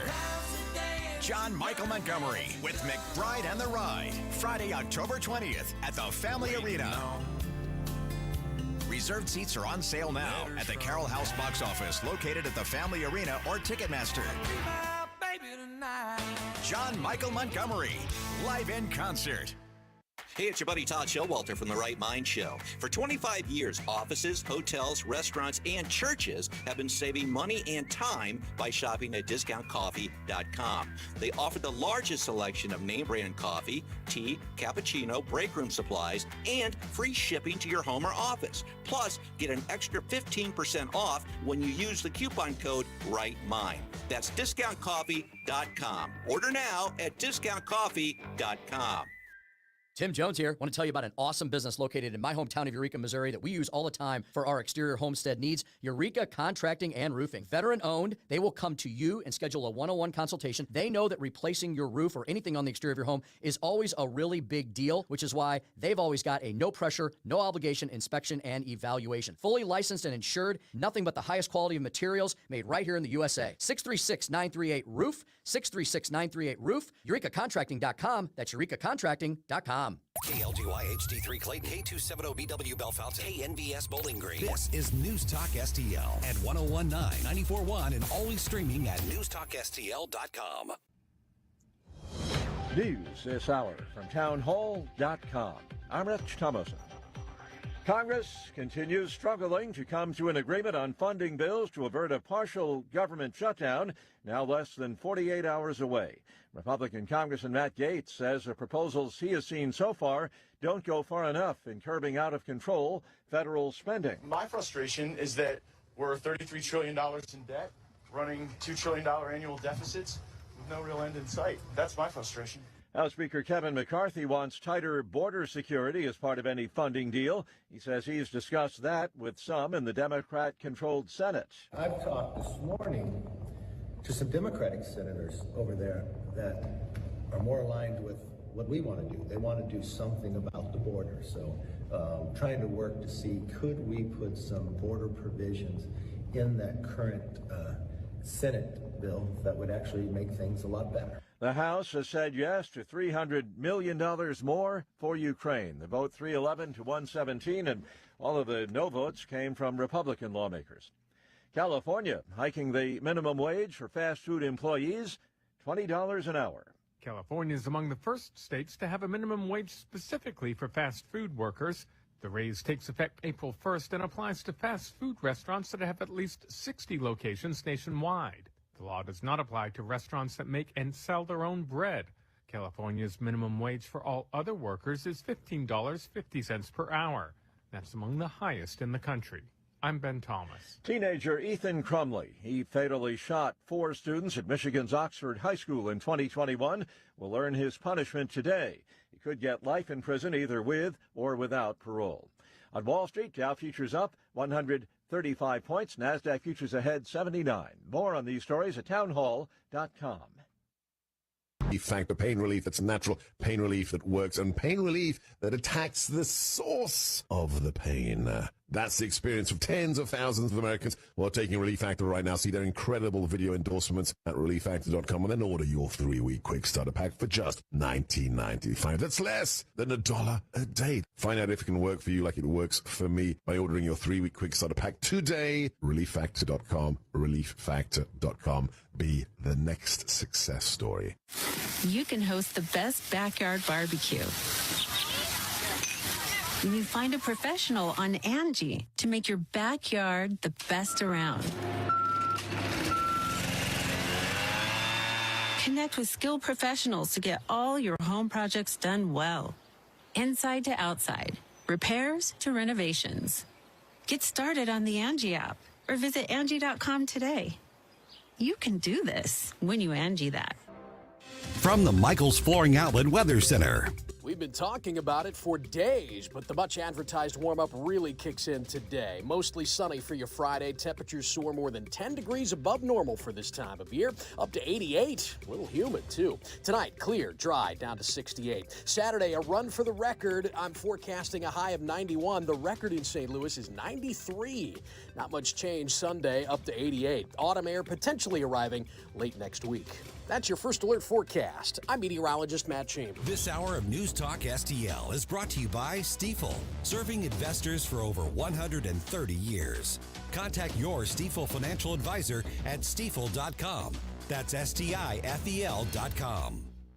Columbo here with an awesome offer from the cleaning pros we trust with our home, the team at Zero Res. Mention the Columbo special when you book a cleaning in September, and you'll get 3 rooms of carpet cleaned starting at just $129 plus $100 off your air duct cleaning, which is perfect this time of year because it will help alleviate allergies and asthma, lower your energy bills, and keep your home cleaner longer. Just mention the Columbo special when you call 314-474-2020 or book online at ZeroResSTL.com. This Saturday night at 10 on Stories of New Americans. I'm joined by Helen Gannon, who is from Ireland. Did you want to go back to Ireland? Oh, I did. I think that anyone who emigrates will realize the painful transition of emigrating. Yeah. I was miserable. All I wanted to do was to go back home.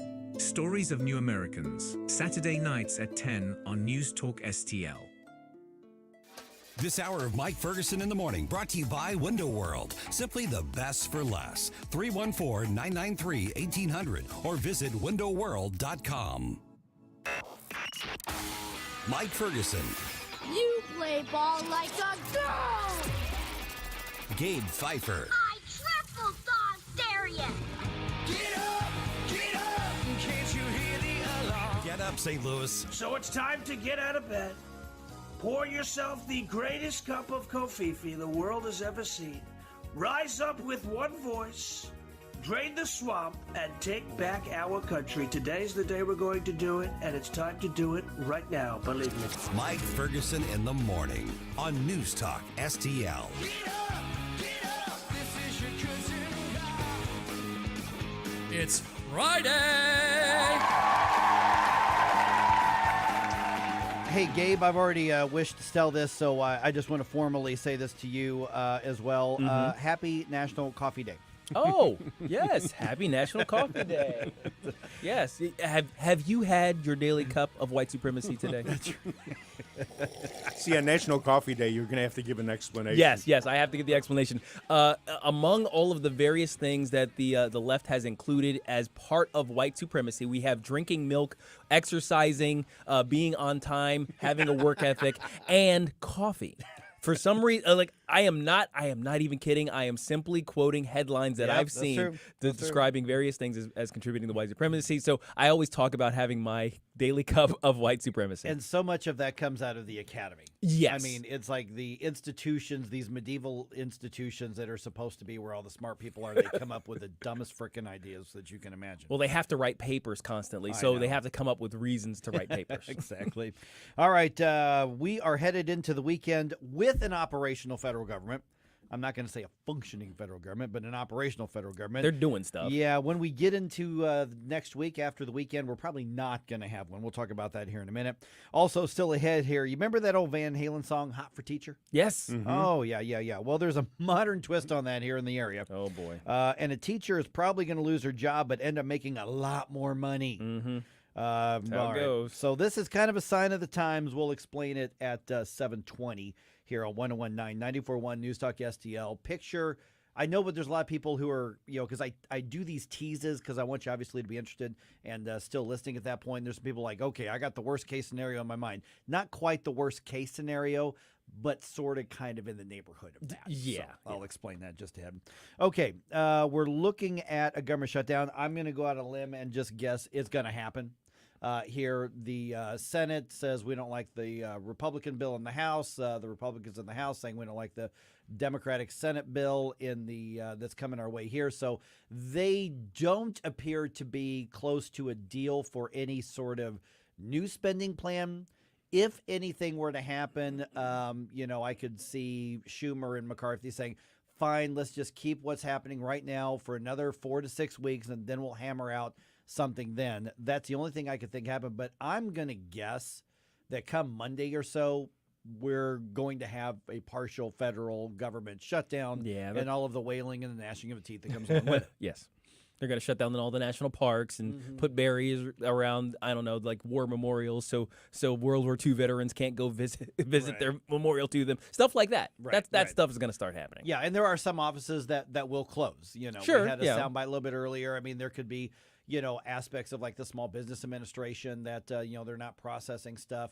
Your Social Security checks are going out. Yeah. Just fine, I mean, so. But you can't go in and have problems resolved and things like that. So, I mean, there is going to be an impact. Right, yeah. Yes, yeah, that's because true. they're known for solving those things. So, boy, both my parents dealing with Social Security Administration, you got stories. They've got stories on that. So in other words, your problems won't get solved, but that may not necessarily be a change. You just don't have to be on the phone to have your problems not solved by the Social Security Administration. Yeah.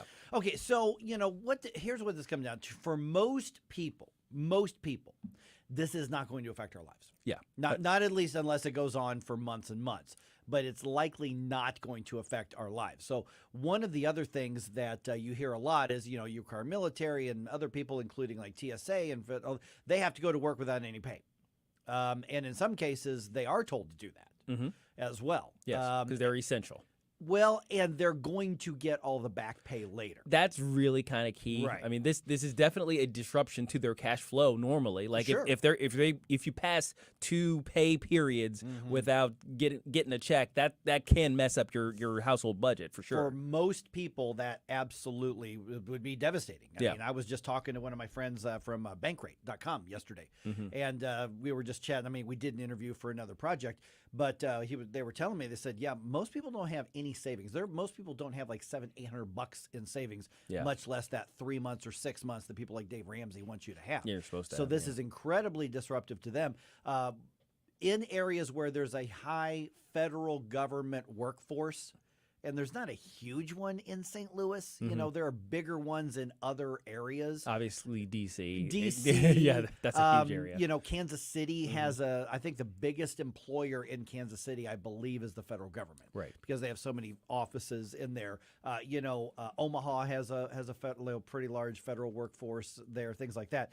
So there's a lot of those people you just mentioned, they're deemed non-essential, so they're just sent home. They don't get a check. I don't know if they can claim unemployment or not when that happens, but then they get all their payback, when it's all done. And then my question is, if they're non-essential, why are we paying for them in the first place? That's one of those really, really big questions. I mean, and on some level, you say, okay, non-essential isn't necessarily, not required, but there's certainly an argument to be made that the government, and we started the show off saying this basically, that there are things the government does that is too much. It's beyond the scope of what the government is supposed to be doing, and the fact that we have sections of the government that we can shut down for months on end and it not really affect most of us that much says something about our priorities in this country. When you look at stacking every level of taxes, like for instance earlier today, and this will end up being on our podcast a little bit later on, State Representative Michael Burton, who's a Democrat from South County,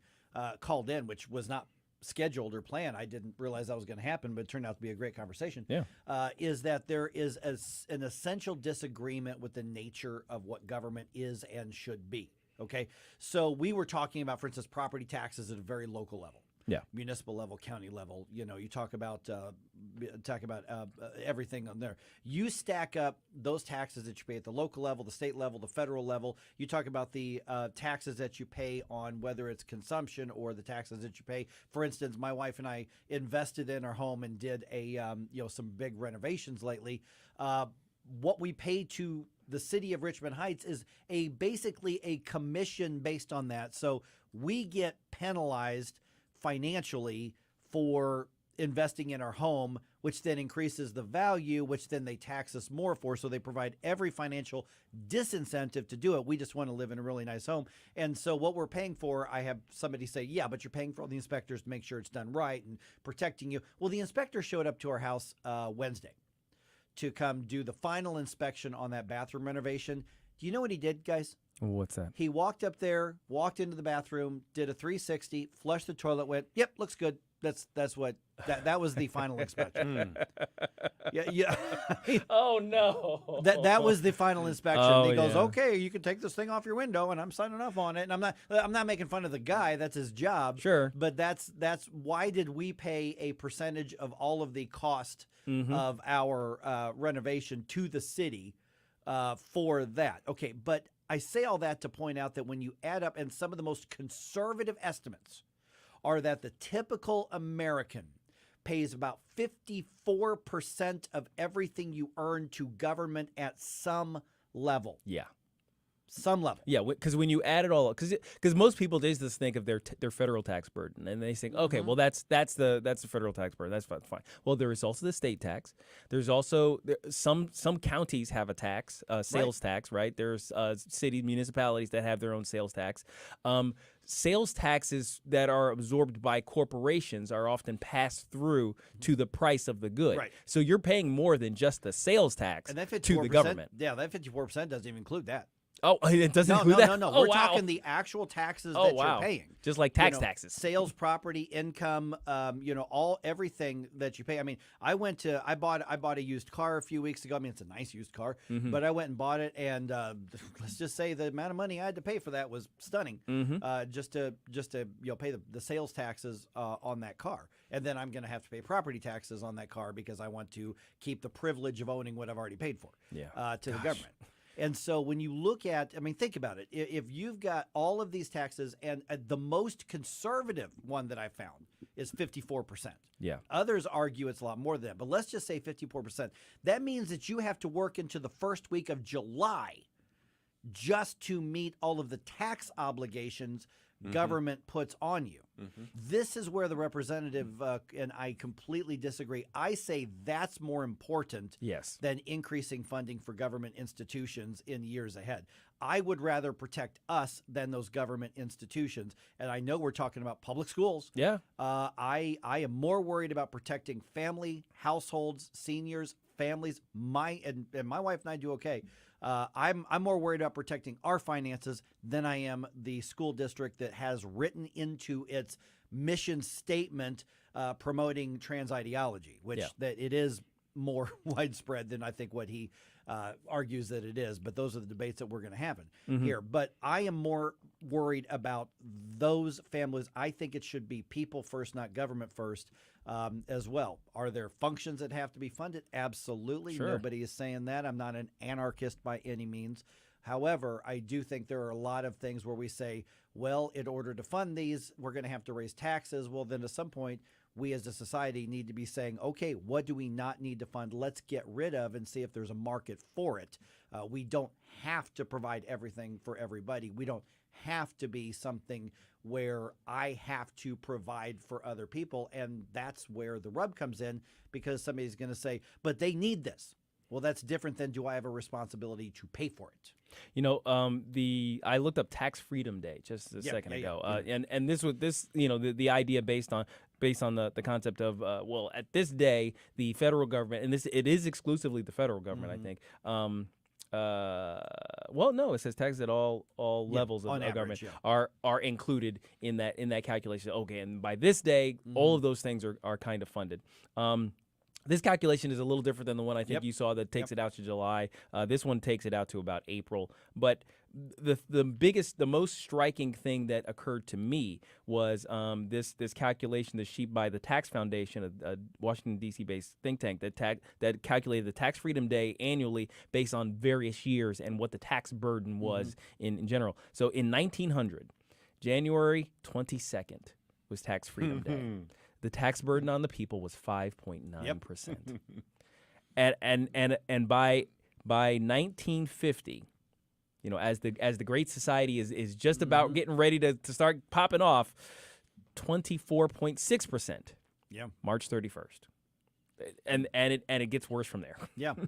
And, that one, does that say everything or does that just say federal government? It does say everything, so they may be using a different calculator than some of the other ones that I've seen, but yeah. I've seen multiple ones that put it closer to that to July 50%, but that makes 50 to 54%, that's half the year that you're working to pay some kind of tax. Now maybe that's including sales taxes and all the things that you do admittedly have some control over. You can stop buying stuff.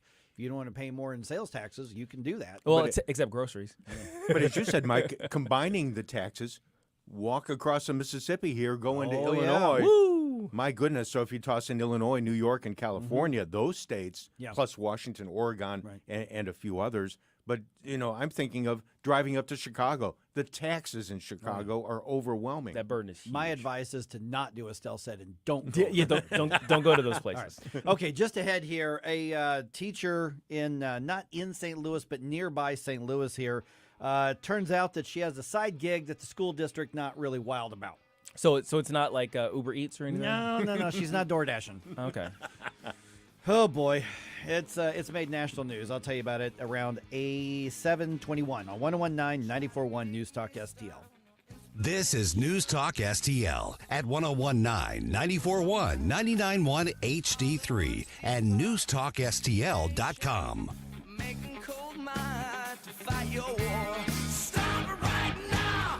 Get up, St. Louis. It's Mike Ferguson in the morning. Stop it right now before you blow us all away. Get up, get up. The Vic Porcelli Show. The St. Charles County Council unanimously passed the tax freeze for seniors in that county. St. Louis County hasn't done it yet. David Stokes, we'll talk to him from the Show Me Institute Friday morning at 9:05. Weekday mornings at 9 on News Talk STL. It's your last chance to cut a deal at Seidenstricker Nobe Partners. Save up to $5,000 on select John Deere compact tractor packages with our exclusive 10-year warranty. And we're offering 0% financing for 60 months with zero down. Get your John Deere equipment by shopping online or visiting us at any of our 28 locations. Let's cut a deal now before it's too late. snpartners.com. Offer valid through 9/30/2023. Some restrictions apply. See dealer for details. School choice is an idea whose time has come. It's flourishing in many states, just not in Missouri. Take charter schools, a great alternative for parents whose kids may be trapped in a failing school district. But charter schools are currently only available to families in just 3 of 520 school districts: Kansas City, the city of St. Louis, and Normandy. Open enrollment allows students to enroll in a district other than the one in which they live. It's important because rural schools may not offer all the advanced classes larger districts do. Open enrollment does exist in Missouri, but participation is highly restricted.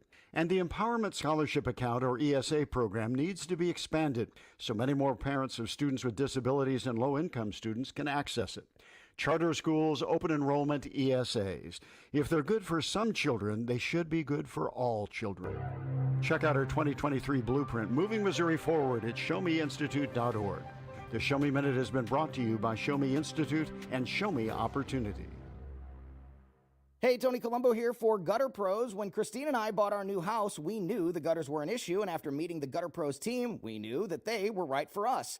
Gutter Pros is your all-in-one gutter service team that offers a variety of affordable solutions, and they even offer free estimates, so there's no cost to you to find out if they are right for your home, just like they were for ours. If you're having a problem with your gutters, contact the Gutter Pros now, because with Gutter Pros, water goes where they tell it to. Call them at 314-656-7195 or visit gutterpros.com. Fox News commentary. This big box woke retailer is forced to close several stores thanks to skyrocketing theft and crime. Can you guess the store? I'm Tommy Lahren. Find out next. Hi, I'm Martha Stewart. Every year, more than 4 million pets enter shelters here in the United States. My friends at American Humane have been helping animals since 1877.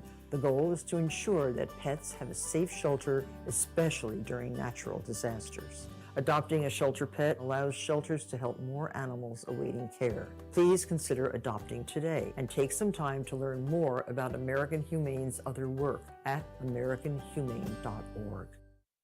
On the woke scale, Target ranks up there with the best of the worst, and now it's coming back to bite them square in the pocketbook. Target will close 9 of its stores, including the East Harlem location in New York City, 2 locations in Seattle, 3 locations in Portland, and 3 locations in San Francisco and Oakland, citing the huge toll theft and organized crime have taken on stores, inventory, and employee safety. Target previously estimated a loss of $500 million this year due to theft. The company admitted added security and anti-theft strategies weren't enough. These areas are too dangerous, and the juice ain't worth the squeeze. You know, I wouldn't be surprised if brick and mortar stores cease to exist in 10 years. I don't care how loving and liberal these corporations want to act like they are, none of them can sustain this level of looting and lawlessness. I'm Tommy Lahren, and you can watch my show Tommy Lahren is Fearless at Outkick.com. News Talk STL. First thing in the morning and pretty much all day. Live and local. 1019 and 94.1 News Talk STL.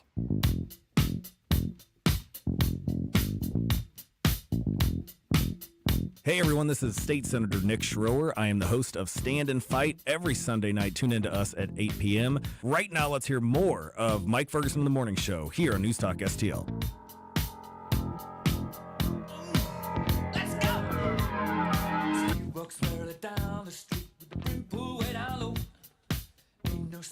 All right, a teacher launches a side hustle doing, well, I'll just say it, online porn. Yep. And is surprised that the school found out about it. She's probably getting fired. She knows that. Yeah, well, I mean, you put stuff out on the internet, it's public. Yeah. Like, well, all of it. But sort of. Sort of. This one's subscription-based, which we'll get to. Still public. All right. It's the internet. Also, still ahead here, an entire policing district in St. Louis City almost left with no police patrols because of a staffing shortage. Jane Duker is going to be with us at 7:35 to explain what's going on there. Also, I'm going to ask her about a case before the Missouri Supreme Court. You remember that they passed the Police Officers' Bill of Rights? Mm-hmm. St. Louis City's challenging that. They want that overturned. They want that law struck down. So we'll get the update on that as well. Okay, so here's the story in St. Clair. So we're not talking about like St. Louis, like proper or right in the metro. We're talking what St. Clair High School, which is 50 miles from St. Louis. So it's Off kind of of 44, yeah, southwest of it's in here. the region, yeah, southwest of here, yeah. And so there is a teacher named Brianna Coppage, and she has been found out because she and her husband, but basically she has decided that after school, she goes home and she does OnlyFans, which is basically the platform where you can do your own spicy videos. Right. Yes. It's a I think it's member based or something like that. Like you sign up and you pay a fee and then you get access to this particular person. Subscribe to whatever it is you want there. Okay, so this is in Franklin County. So I guess it is the region. It's in Franklin County. And so she joined that website over the summer, she says, to supplement her teacher's salary. Right. Because, door dashing or something. No, you don't want to do that. So I'm looking at the Post-Dispatch article, which she did an interview with them. So I'm not like exposing, well, she's the one exposing, but I'm not, I'm not saying anything she hasn't already said in public here. Right. So she was an English teacher to high school freshmen and sophomores, which is what? Oh my gosh. 14, 15, 16 years old? Yeah. So she was teaching English. She was teaching freshmen and sophomore high schoolers. And according to the Post-Dispatch, a public record, she made $42,000 a year, but she's earning an additional $8,000 to $10,000 per month doing smut. Yeah. And so she said she chose the site because the content is only available to subscribers, and she thought it would help protect her identity. Why are they so stupid? I mean, no. I mean, seriously, because I've seen this story 40 times. And it's always the same. It's like I just wanted to supplement my income, and I just want to do this, and I figured it would be safe. No. Everybody you know is going to find out. What goes into your mind to think that this, if you have this job and you are responsible for being a role model to younger people, and that's what teachers, part of your job description is to do. That's why they're trying to put all these ideologies in through the teachers, because they're there to model for the students, which is the problem that, one of the many problems I've got. So can you argue that, listen, she dresses modestly, she doesn't deal in any sexuality, she doesn't even talk about this, and there's no indication that there's any issue with her teaching in the classroom. Sure. So does somebody say, well, what she does in her private time is the same? If you go wait tables, it's fine. If you go bartend, that's fine. If you go do smut and get naked for people online, what's the problem? Well, I'll tell you the problem, because the internet isn't. A paywall is not going to protect your identity. I mean, it really won't. And what's going to happen is somebody's going to find your images, and they're going to share them, and all of a sudden, every student, every male student, actually the female students in your classroom will know what you look like naked. She's quoted in the Post-Dispatch articles by saying, they haven't made a decision yet, meaning the school district, but I'm just kind of putting the pieces together that I'm not coming back. I'm very aware that I'm probably never going to teach again, but that was kind of the risk I knew I was taking. I am sad about that. I do miss my students, but don't worry. In a couple years, they'll be 18 and they can subscribe. And watch you do whatever it is that you do. Yeah, there you go. She says, that was like my completely separate personal life outside of teaching. It doesn't work that way, you idiot. That's not how that works. That is not how that works. And part of the thing that also gets me is, why is this such a viable option? I know there's a lot of money in it. Oh yeah. But why is the selling of your soul on the internet such an easy decision for people to make? I get it. It's modern year, and people have different ideas about things. But seriously, this type of stuff will destroy you. And there are so many people who have said publicly, this destroyed my life. I've seen, as I look for articles and things like that for Not Today, Satan, I come across these stories all the time. OnlyFans destroyed my life. My mother-in-law found my OnlyFans account. Right. It's like just constantly these stories keep coming out. It's like it's not worth the money. Most women don't make any money. Most women don't make actually any money. Oh, really? Yeah, it's like a top 1%, 2%, 3%, and you just have to be a marketing guru in order to accomplish anything. The last article in this, or the last paragraph in this article says, and it's a quote from her. And she says, I do not regret joining OnlyFans. I know that it can be taboo, or some people may believe that it is shameful, but I don't think sex work has to be shameful. I do wish things just happened in a different way. Okay. She's going to think differently in 20 years. Now, first of all, I'm actually kind of interested. Yes, she will. I'm actually kind of curious as to why there was no mention of whether or not the teachers' union is going to go to bat for her.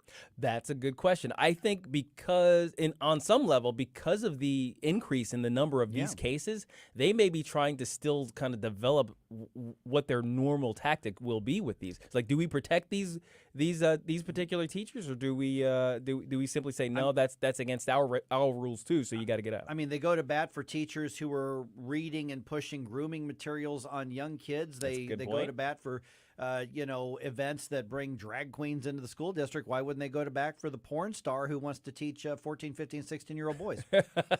You know what? You're not wrong, Mike, because the ideology is the same that says that sex work is real work, right? Right. And listen, I mean, if you're an adult, I'm enough of a libertarian to say, listen, if there are other adults willing to pay you to do that, and they can have their pathetic lives, and you can make a profit off their pathetic lives. You want to sell your soul to do it? Go ahead. You want to sell your soul to do it? You are free to do it. You're not getting any money from me, but you are free to do it. There was a case years ago, like 15 years ago here in the St. Louis area, 15 or 20 years ago maybe, where there was a teacher who had done that industry, those videos in the past. Right. changed her name, went to school, tried to, have basically a start over in her life.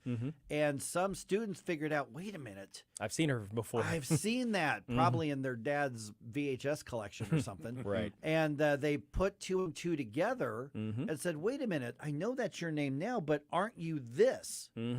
And I don't remember which school district it was. I remember it was in the region here a long time ago. And there was a big to-do. People were like defending her, saying that was a previous life. Should be allowed to start over. She has a right. No.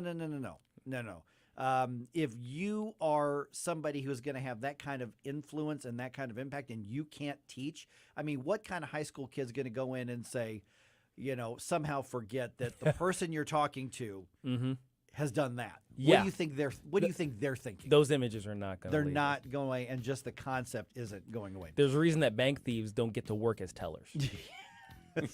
Even if you changed your life.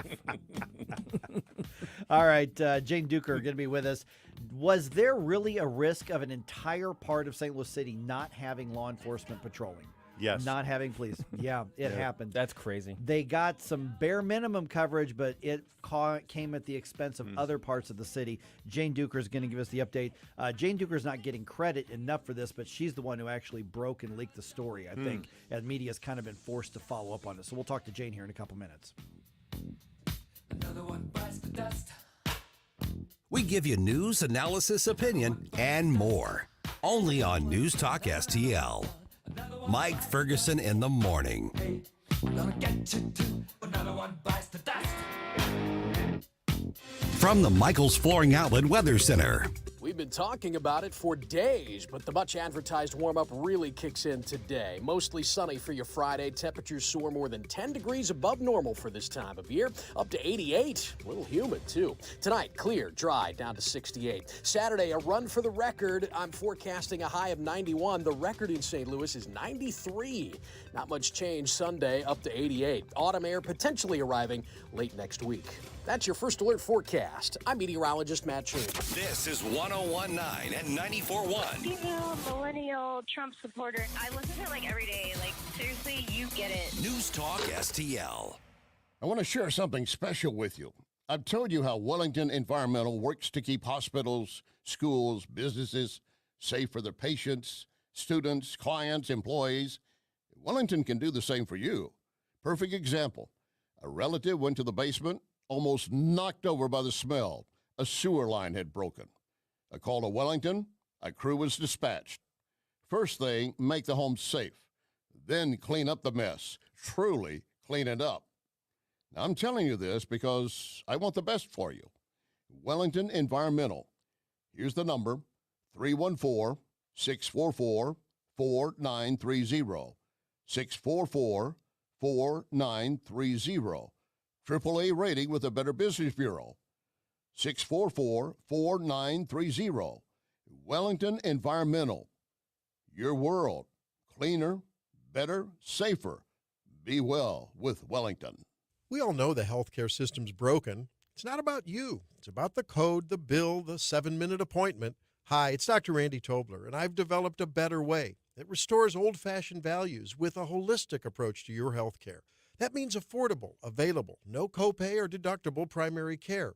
And with my 30-plus years as an OBGYN, there's added value for women and couples.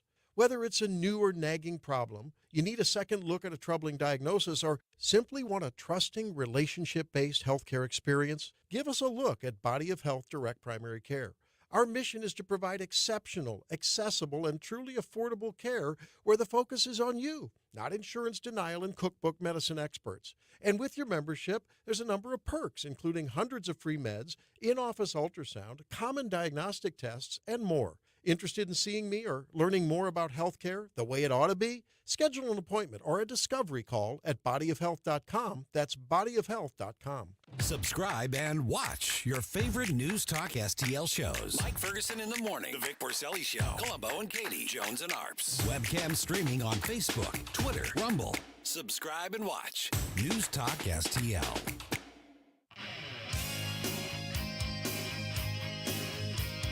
Hello, morning people. Tony Colombo and Katie Fitzpatrick here. Thanks for listening to Mike Ferguson in the Morning here on News Talk STL. And don't forget to join us today at 2 for Columbo and Katie. See you then. You know you're in a place of honor when you get to do the interview segment and Stryper is the bump music leading into that. So Jane needs to know this is a place of honor here. All right, how bad is the police staffing shortage in the city? It's even worse than we thought, and we knew it was already really bad. We'll get to that in just a second here. News Talk STL's weekend program, Randy Tobler, Saturday morning from 6 o'clock to 9 o'clock live right here on 101.9, 94.1 News Talk STL. News broke, some media picking it up a day or two after I think some of us saw it on social media, and we saw it on social media. I did because of Jane Duker's sources and what she was able to find out, and that is that at some point this week, basically every single police officer assigned to District 3 in St. Louis City called in sick, and you go, how could that be possible? Well, there were two of them. Jane joins us right now, Crazy. and there's the issue as to, oh my goodness, how do you cover when they're sick? Because you know what, people get sick, and it is, respiratory illness season. That's nothing unusual. But then you were able to point out there were only 2 officers assigned to the entire freaking district. How in the world does that happen? Well, it's even worse than that, because that was Wednesday. On Monday and Tuesday, those same 2 officers were the only officers assigned to an entire police district. Now, remind your listeners, there's only 6 police districts in the whole city of St. Louis. And it is an absolute minimum to have 9 officers in each district. Now, many would say that's very low because that's only 54 officers for the entire city of St. Louis. But that's the minimum set by the department. Okay, it's not an appropriate minimum, but it's their own minimum. Okay, but Monday and Tuesday, the same 2 officers were the only officers in District 3 for those 2 days. So, to think that they may be exhausted and or sick by Wednesday, having covered an entire police district 2 nights in a row for 8 hours alone. Of course, that could happen. So then it set off, a whole, set of circumstances, and it sent all of policing in the city into a tailspin. So 2 people called in sick, and then set all policing into a tailspin. So they called in sick. They tried to get people to do overtime because what you have to remember is a lot of the cars on a regular basis are covered by overtime officers who are getting exhausted and tired. And so then you had a spat of violence.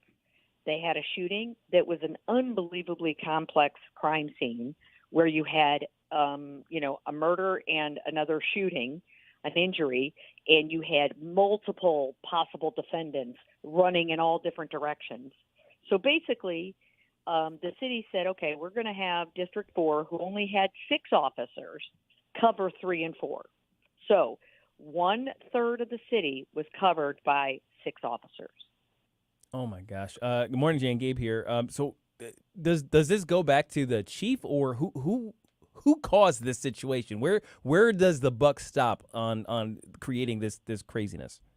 Absolutely, the mayor's office, and the chief is being obviously is run by the mayor's office. These are policy decisions. We've had 100 officers leave just this year. We've had nearly 500 officers leave since 2021. So they're not replacing these officers. And so you have 2 problems. You have overall staffing. We don't have enough police officers. And 2, you have an allocation problem. Are you putting enough officers on the street? And they're not. And remember, District 4 is downtown. So, we had downtown and near downtown covered by 6 officers. So when you have a complex shooting, that took up both of those districts. Those 6 officers were completely taken over by this first shooting. Well, there were like 4 shootings that night. So, when you do that, every other district has to come in and help. So every district was negatively impacted Wednesday night because 2 people called in sick. It's shocking. And, the city came out with an offensive statement saying, staffing is a problem everywhere in government, and acting like, policing is different than, regular bureaucrats in city government. That was one line of offensive. Another line was, but homicide numbers are down. And it's like, wait a minute. The issue here is there should never be two officers alone in a district, ever. Ever. It's dangerous. I was getting text messages from cops on the street. They had to do a officer in need of aid because these officers were running all around looking for suspects. They had no backup. And, officers were put in danger. And the city doesn't even mention that officers and citizens are put in danger by crisis understaffing. I was getting text messages saying we're terrified. Hey, so it was a horrible night. Good morning, Jane Stalponticus here. As someone who lived in that district for 53 years, the 3rd District, and for listeners to understand where it is, it's the Mississippi River on the east, Choteau on the north, Grand on the west, and Merrimack on the south. That's a pretty big district. It's a huge area. Yeah, it really is a large area, only to be covered by two officers. And are you referring to the fatal shooting that was at Grand and Gravois, or was that another one? Besides, no, that was another one. That was later. Okay. There was one earlier that, and then you had a shot-up car, but they didn't know if there was a person in it or if the person in it, got hurt and was picked up somewhere else. And the same night that this all was coming out, Fox 2 ran a story. They had done sunshine law requests and found out, and the police chief or the fire chief is very clear about this. There were 200 times in 1 month in which there were no ambulances available in the city of St. Louis. Yeah, see, I was about to ask you about that as well. That one I think snuck up on people. So I mean, and that could have been an hour or two at a time, or whatever the case is. We already have the response time issue on this, but there were times when zero ambulances could have been called out if you had a heart attack or a car wreck or anything like that. Correct. And, part of the problem is 13 ambulances are sitting in a city garage waiting for parts. I hadn't heard that.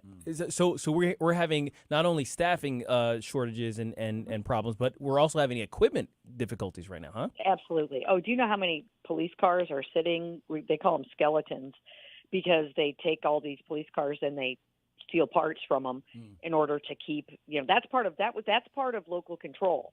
Oh, we're going to have all these savings because city proper is going to take care of all the maintenance.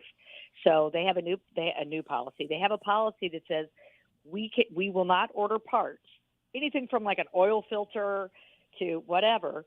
We will not order them until we actually have a vehicle in there that requires a part, which means it takes days to get parts. Because they won't keep them on, as a cost-saving measure, they won't keep parts actually in the city garage. I mean, they maintain a lot of vehicles. Keep the parts, I mean, it's just this basic kind of horrible management that causes these ripple effects. And so it just shows you that staffing is hanging on by a thread. This happens all the time, by the way. The city just happened to get busted. And they came out and said, "Oh, we're winning crime." That was their statement. I mean, my gosh. It was completely offensive to the police officers who are terrified and trying to hang on. And, they don't even come out and say, we don't like this and, we're worried about our officers. No, they don't care. And the message is getting clearer by the day. And so we wonder why we've lost almost 500 officers since, in 2 years. Well, you got the message to the police officers, Jane, but you've also got the message to the bad guys out there as well. They know. Yeah. And everyone's like, "Oh, you're horrible because you tell everybody that they're understaffed." I'm like, the criminals know before anyone else. They're winning. And that's, so yeah. And by the way, it was the police officers who wanted me to expose all this because they feel like that nobody's listening. Hey, Jane, I was asking you about this the other day. Explain this to them, and I've just got a couple minutes left here. A case before the Missouri Supreme Court. The city of St. Louis is trying to overturn that law that included what a lot of people called the police officer's Bill of Rights. What is it that's at stake right now, and what is it that the city's trying to get overturned? Well, it's basically a law that provides that police officers get the same sort of due process that regular city employees get. We're not talking about, that they're getting all this special treatment. They get due process in employment situations because the city doesn't like to provide it. And they're not complying with the law, even though it's a valid law on the books. So they've been suing about it. They want to sue because they don't want to indemnify officers. When officers get sued or, get wrongfully charged when Kim Gardner was around, they don't get defended. They don't want to defend them in court. They defend every officer, every employee in city government, but they don't want to do it for police officers. And so they say it violates Hancock. It's an unfunded mandate, which, by the way, they've been doing it. They've been defending officers during all of local control. So that was part of the deal, is they had to take that on in order to get local control, and now they don't want to do it. So they want local control with no local responsibility. Yeah, so I hope the Supreme Court does the right thing. Yeah, so it'll be months before we get any kind of a decision on that. By the way, I'm sorry to do this, Jane. There's breaking news that's happening right now. California U.S. Senator Dianne Feinstein has passed away at the age of 90. Oh, goodness. Okay. Yeah, Thank you for letting me know. I did not hear that. Yeah, Yep. that just now popped up. now breaking and coming over the wires, but wanted to mention that. Okay, so regarding the police officers' Bill of Rights, I mean, I saw that story on one of the more politically focused news outlets out there, and that's why I asked you about it, because that's something that it's interesting that the city itself is suing and basically arguing, like I said, but if we're forced to pay for legal defense or whatever the case is of a police officer, they're saying that's going to be an additional cost. But I'm hearing you say, but if other employees, they were already doing it. Yeah, if other employees are in that same situation, there's then, a city ordinance that requires it. Oh well, then they're not going to overturn their own city ordinance then. I mean, well, why wouldn't they then? I mean, see, but then their argument was, well, just because we do it doesn't mean we have to. Oh no! Wow.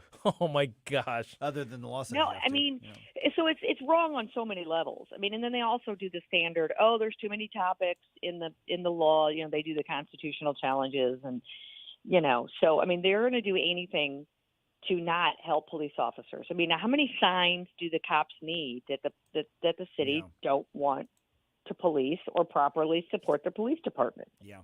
I mean, if there's not any more arguments for, citizen board control, the legislature's quite aware that they're ignoring a statute that they passed. So I hope the legislature stands up for our law enforcement. I hope they do too. Mm-hmm. One of the reasons I don't go to night games anymore at Busch, I mean, I just don't do it. I go somewhere else because I see what's happening now and see what's going to be happening in the future. So I know I'm not the only one doing that. All right, Jane Duker, we've already tagged you on our social media.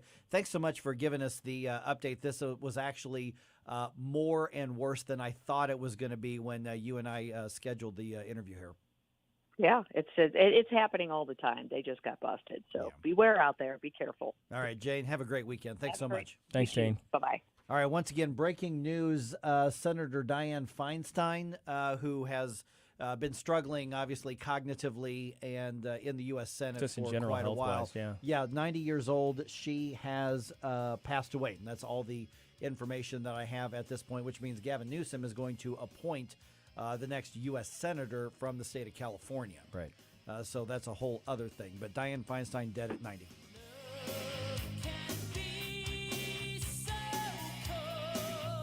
Like and subscribe to us on Rumble. News Talk STL.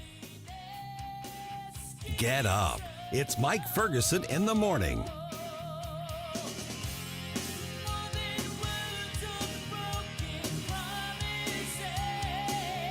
This is a scary time when it comes to your money, especially if buying a home. That's why you need Homestead Financial Mortgage. I know the owners, met the team. You can trust Homestead will be with you every step of the way. Call 24/7 with any question or concern. Homestead is on your schedule, not banker's hours. This is not just about buying a home. It's about trust. You can go to my website. Larry.homesteadfinancial.com. Larry.homesteadfinancial.com. Hey guys, Ken Kruger. I've gotten to know these guys really well over the last few years. Yes, St. Louis Bath and Renovation. They're the most trusted name in bathroom remodelers in the St. Louis area. In fact, if you need bathroom repairs, complete bathroom remodeling, or handyman services, call St. Louis Bath and Renovation at 314-477-6476 or email Rob at stlbr.com. That's St. Louis Bath and Renovation. Get charged up on the truth. Power Punch with Larry Behrens. Gas prices are crashing higher once again, and the Biden administration is employing a new tactic to try to make us believe they're not responsible. We'll help you see through it. And when you go to rent that car, are you choosing all those fancy EVs? No, you're not, and you're not alone. We'll talk about it this week. Power Punch with Larry Behrens. Saturday afternoons at 4 on News Talk STL. Get more Power Punch at powertofuture.com. This hour of Mike Ferguson in the Morning brought to you by Window World. Simply the best for less. 314-993-1800 or visit windowworld.com.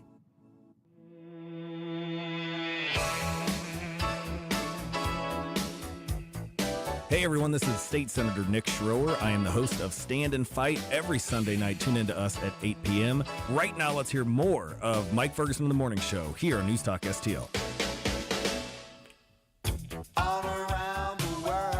All right, breaking news. We're just now getting word that U.S. Senator from California, Dianne Feinstein, has passed away at the age of 90. Yeah. She has not been effective at working in the Senate for quite some time. I'm not trying to be, I'm not being smart alecky, but we know that she's not cognitively been there for quite a while. But 90 years old, and she has died.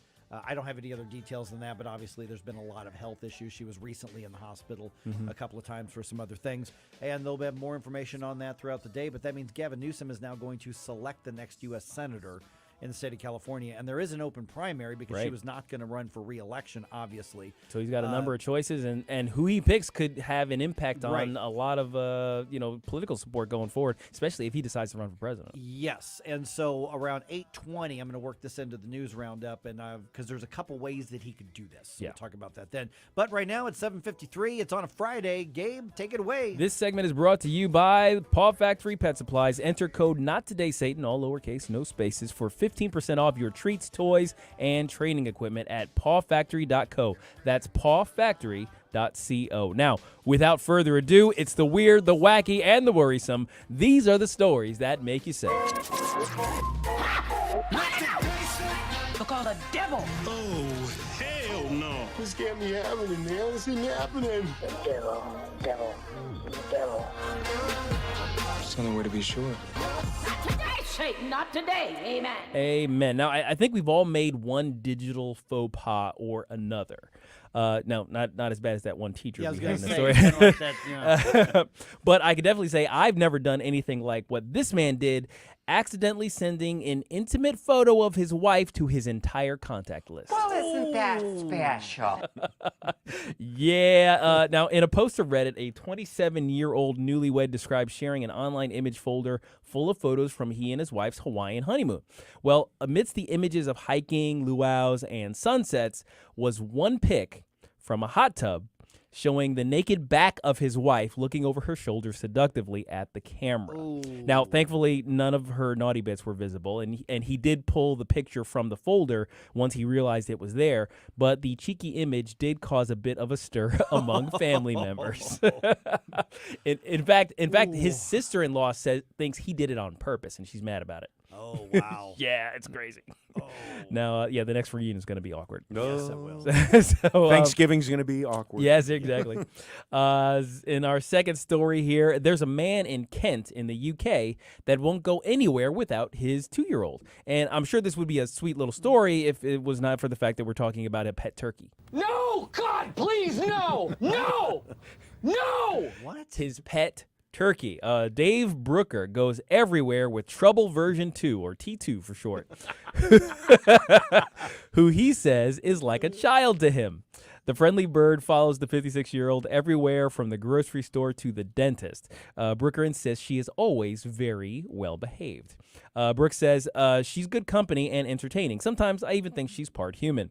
Ever since adopting T2, Brooks has given up eating turkey. Okay, a couple things. First of all, Yeah. A fully grown turkey Mhm. is a pretty big bird. There's a big bird. Yeah. Now you may be thinking of like the feathers put out and everything. Those are the male turkeys. Right. The female turkeys are still pretty big birds. The other thing is they are filthy and gross. Yes. And smelly. They are disgusting animals. They are Yes. actually disgusting animals. So apparently there's been footage of him at like a local diner sitting there, and he gives a bag of chips. She has a particular chip bag of flavor chips she likes, just letting her sit there eating her chips while he has lunch.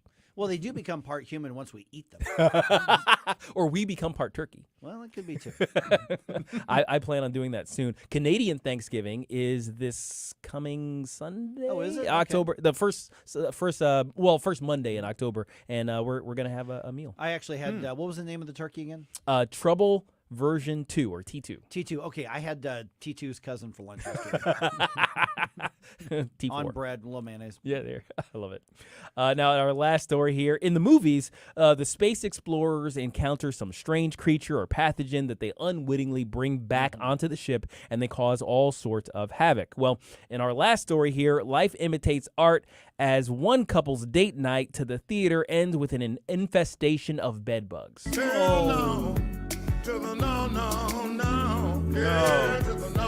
So disgusting.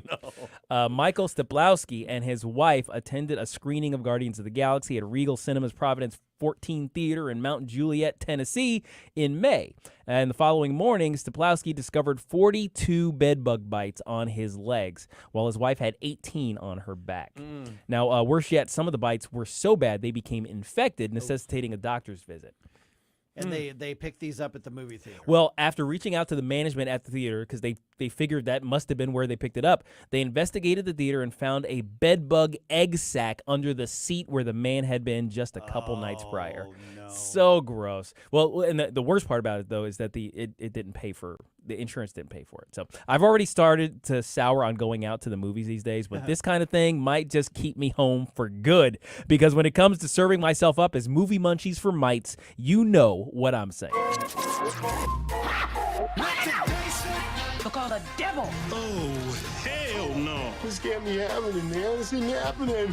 Devil. Just tell me where to be sure. Not today, Satan. Not today. Amen. Just ahead, Newsmax TV host Carl Higbee is going to go over the headline news with us. This is Diana with Newsletters. Are you tired of hard chlorinated water drying your skin out, tasting bad, and ruining your fixtures? Jones Air and Water Treatment has a solution to this pollution. Our Hydratech H2O leaves you with great tasting, soft water at all fixtures in your home with one unit. Call Jones Air and Water at 636-899-1040 or visit us on the web at joneswater.com. You can be a filter or buy a filter. Jones Air and Water, 636-899-1040 or joneswater.com on the web. Call us now. This is Diana with Newsletters Fine Jewelry. This year we're celebrating 50 years in business. Thank you for allowing us to be a part of your lives for over half a century. It's because of you that our small family business thrives in St. Louis. From our family to yours, thank you from the bottom of our hearts. This is Mariah, third generation at Newsletters Fine Jewelry. Buying an engagement ring can be intimidating. At Newsletters, we ensure complete understanding of your purchase. We offer a choice in both lab and mine-grown diamonds and are able to work with any budget. Let our family help educate you on your choice at Big Ben and Doherty Ferry or at WowDiamonds.com. KLGY HD3 Clayton, K270BW Bellefonte, KNVS Bowling Green. This is News Talk STL at 1019, 94.1, and always streaming at newstalkstl.com. Breaking news this hour from townhall.com. I'm Rich Thomason. There is word just in from Capitol Hill of the passing of a veteran member of the U.S. Senate. Democrat Senator Dianne Feinstein of California has died. She served as California's senior senator since 1992, one of several trailblazing women elected to Congress in that year. Senator Dianne Feinstein, dead at the age of 90. The midnight Saturday deadline for a partial government shutdown fast approaching with no congressional agreement in sight. The White House is telling its workers to prepare for a shutdown. According to communications obtained by the Associated Press, the House passed bills to fund the Departments of Defense, Homeland Security, and the State Department. But House Speaker Kevin McCarthy insists he won't take up Senate legislation designed to keep the federal government running, telling reporters Thursday he still has time to get it all done. We will pass a continuing resolution, bring that rule up hopefully on Friday, that would keep government open. McCarthy's acknowledged that divisions within the GOP conference are hampering the chamber's ability to do its job. His House allies hope the threat of a shutdown could help with the push to limit federal spending and combat illegal immigration. Jennifer King, Washington. Did you watch GOP debate number 2? Millions did, but the Trumpless debate didn't break any records. The second Republican presidential debate this week attracted fewer viewers than the first debate in August, with an estimated 9.5 million people tuning in.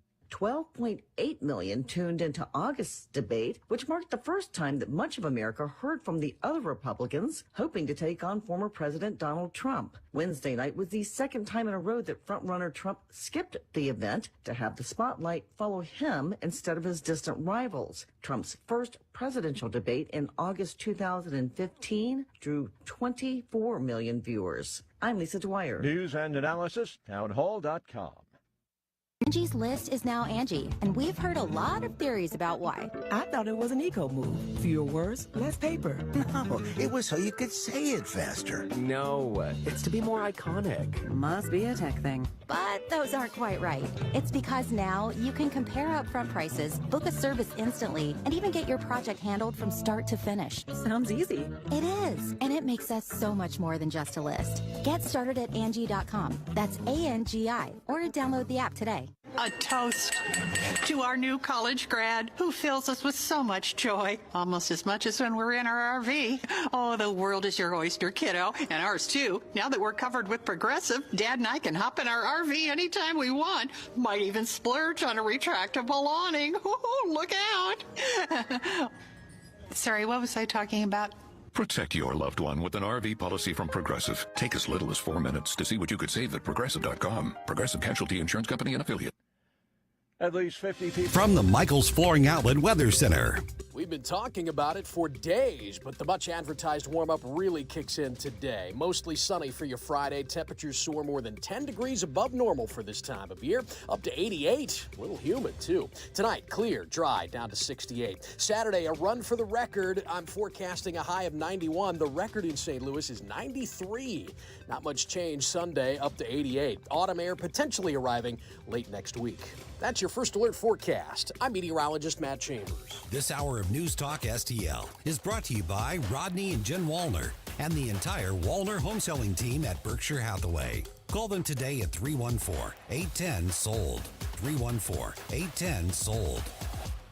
Missouri Wild Alchemy is a local and family-owned business dedicated to providing consumers with high-quality cannabis and education. They strive to make customers feel comfortable and to help curtail the stigma of cannabis use by having a professional and well-educated staff. They're proud to carry products from several Missouri cultivators and manufacturers. Missouri Wild Alchemy, now serving recreational customers 21 and above, as well as patients. Follow them on Facebook and Instagram, or visit MissouriWild.com. That's MissouriWild.com. I'm Missouri Attorney General Andrew Bailey. Human trafficking is occurring right here in Missouri. You can help combat it by learning the signs of human trafficking and reporting suspicious activity to law enforcement. Victims may appear malnourished, show signs of mental or physical abuse, or avoid social interaction. If you're a victim or know someone who needs help, contact the National Human Trafficking Hotline at 1-888-373-7888 or text the word HELP to Be Free. Together, we can fight human trafficking in Missouri. Brought to you by the Missouri Attorney General's Office. Mike Ferguson. I'm the world's heavyweight wrestling champion. Gabe Pfeiffer. I'm Batman. Get up, can't you hear the alarm? Get up, get up. I want to be clear, I'm not going nuts. No. Mike Ferguson in the morning on News Talk STL. All right, shutdowns, strikes, and inquiring about impeachment. So much to keep track of. Mainstream media doesn't seem to want to put it all in the headlines, so we'll keep you up to date as much as we can. It is 8:05 right now. Got Gabe here, got Stell here. We've got the best News Talk STL weekend programming, best in the region. Stand and Fight with Senator Nick Schroer every Sunday evening from 8 o'clock to 10 o'clock. The guy does not pull punches, and I absolutely love it. Mm-hmm. If you're just joining us here and you haven't heard, a little bit of breaking news. U.S. Senator Dianne Feinstein from California, obviously. She has passed away. She was 90 years old. That news breaking just literally within the last couple of minutes. And what a great time to talk to Carl. Carl Higbee, Newsmax TV host every weeknight. I think it's 5 o'clock our time that he's on here, Carl. So appreciate you being on the program. And I want to get to, the shutdown and the strike and the impeachment inquiry. Breaking news, Dianne Feinstein passes away. That means Governor Gavin Newsom picks the next U.S. Senator.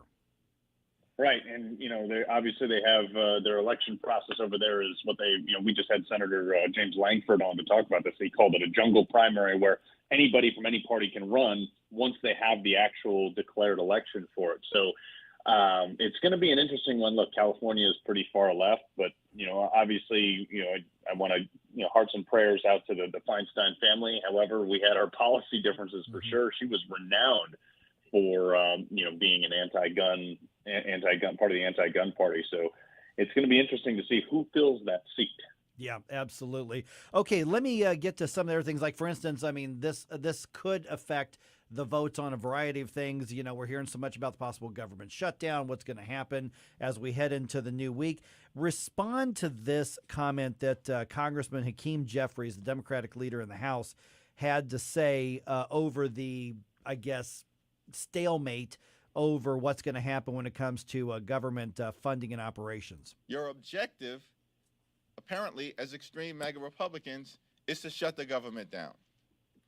That's their objective. Those darn Republicans want to shut it down, Carl. Nobody wants to shut down. Well, I kind of want to shut it down. yeah. In government. We might have to raise our hands on that one too. Yeah. Yeah, exactly. But here's the problem. And realistically, look, like I was in the military as an E5 when there was a government shutdown once, and it really hurt to not get paid. However, we're all going to have bigger problems if they don't fix the spending. This whole week on my show, we've been doing a financial series where we've been talking about the devastating effects of every time there's a crisis, the government gets more control, which causes the next crisis. And this is pretty much in tune with that. Somebody at some point just has to say, we got to stop spending money we don't have. And if we have to shut down the government, now the Democrats, you saw yesterday in the impeachment hearings, they had the iPads up with the Republican shutdown clock or whatever. Mm-hmm. Republicans are so bad. Look, I am a Republican. We are so bad at messaging against the Democrats. All the Democrats do is message. They are on point. They have the media on their side. They have Hollywood on their side. We have to get better at that stuff because our policies work, theirs don't. Their messaging works better than ours. Absolutely. Morning, Carl. Gabe Pfeiffer here. So speaking of the government kind of stepping in where it really doesn't belong, we got the UAW strike coming on, and its relationship to politics seems to be a lot closer than these things used to be. We used to just get general commentary from politicians. Now we've got politicians showing up at rallies. What's up with this?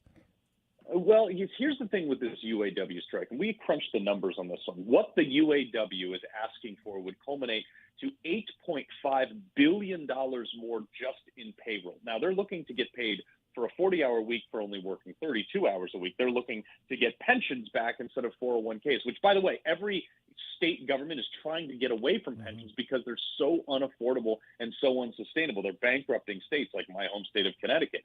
The bigger problem here, too, is this UAW union. I actually had a union boss from one of the local chapters on my show, and they had $830 million in their, quote, strike fund. And I asked the guy point blank, I said, so if you're so concerned about getting these people paid a fair wage and the right amount of money, why are you only paying them $500 a week to strike? Why don't you pay them the salary that you're asking the automakers to pay? And he said, well, we can't do that. It's not economical. I was like, exactly. Yeah. Ford posted a 90% loss 2 years ago or last year in their finances, mostly because they're being forced to eat $30,000 a piece on these stupid EVs, and they don't have the money. We're visiting with Carl Higbee, host of Carl Higbee Frontline on Newsmax TV. It's 4 o'clock our time. I said 5. It's 5 Eastern, 4 o'clock Central. That he's on Monday through Friday. Let me follow up on that because Gabe kind of touched on it here just a little bit when you're talking about the UAW strike, and you've got Republicans and Democrats both pandering to a lot of the strikers, working the picket lines, doing the photo ops. Because right here in Missouri, we had Josh Hawley say, "I stand with these workers. These companies can afford it." I was very disappointed to see that. I've interviewed Josh Hawley over the years, but you mentioned they want up to a 40% raise for part-time hours. Why is there a rush from politicians of both parties to get out there and try to get in the pictures or try to get in the picket line? I don't understand that. I mean, look, here's the difference, though. This is the difference between the Joe Biden address and the Donald Trump address. Joe Biden went there for like 11 and a half seconds and said, let's get it done. You got to pay these people a fair wage, and then vanished because he doesn't have a way. There's no mechanism in his Bidenomics economy to get the companies profitable enough to pay those wages. Donald Trump goes in and says, look, I'm going to deregulate this industry. I'm going to fix this. I'm going to fix that. I'm going to unleash the economic genius of the American people. And then guess what? Ford will have the money to pay these workers. And I'm going to stop mandating these stupid EVs that are basically a profit suck that only take half as many people to build. So Trump came in with solutions on how he's going to do it. And Biden was like, no, I'm a Democrat. Just pay people more. I don't care. Shake the money tree. Hey, good morning. Carlos Stalponticus here. Since you guys were discussing the UAW strike, could we combine that along with Bidenomics and inflation and the debt? And to me, as a little bit older fella here amongst all of you guys, it feels like we're stepping into the stagnation that we had and stagflation that we had in the 70s. Does it seem like that to you, where everything is going to really slow down here over the next couple of months? I mean, it already is. Like, here's the bottom line, too. And we talked about this actually part of our financial series, which is the corporate real estate bubble, which is worse than the 2008 housing real estate bubble. So you have $1.5 trillion of loans on corporate real estate and commercial real estate. That is hotels and factories and office space and things like that. Now, COVID, everybody started working from home. And a lot of people won't go back to work. So these office spaces are going down. You're talking about 40% vacancies coming in the next 2 years here because people aren't going to renew their leases. And you also have, if you had a $1.5 million corporate property that you leased out to some storefronts or whatever, you're paying about $6,500 a month on that mortgage. Well, that was under your 2 to 3% mortgage rate under maybe 2-3 years ago. Now it's 7.5%. So if you refinance, which $1.5 trillion in the economy are about to do in the next year and a half, that $6,500 payment is now going to be over $11,000 for the exact same property just because of the interest rates. And that's the price of this government printing money. Oh, unbelievable. Wow. We've got just a few minutes left here visiting with Carl Higbee from Newsmax TV. Impeachment, not last but not least, impeachment inquiry hearings get started yesterday. What was your take and your reaction to that first hearing? Because we're hearing the same talking points. You mentioned the Democrats doing the messaging, no smoking gun, no evidence whatsoever, and Republicans are kind of going, hey, look, here, we've got everything from suspicious activity reports to tracking money in the funds and all of this, phone call records. And by the way, there was this laptop. So when you look at that first hearing, are they going to be able to get to the truth and cut through all of the politics and the media haze to get to that, whatever the truth is? Well, I mean, look, here's the deal. Is the funny thing is this government the Democrats made such a big deal about during this impeachment inquiry about Joe Biden. They wanted to make this all about Donald Trump. And one of the things I saw, and I believe it was from Jamie Raskin, it might have been from someone else, where they said, Donald Trump had business in China. Donald Trump did all this. Donald Trump did other. Yes, Donald Trump did do business in China, but what was the product of his business? He has tangible assets. He has buildings. He has properties. He has economic prosperity that he created with tangible assets. If you're so concerned about that, why are you not concerned about Joe Biden and Hunter Biden creating the same amount of business, actually more business, and having no product behind it? That is what we call evidence. The laptop is what we call evidence. Testimony from whistleblowers is what we call evidence.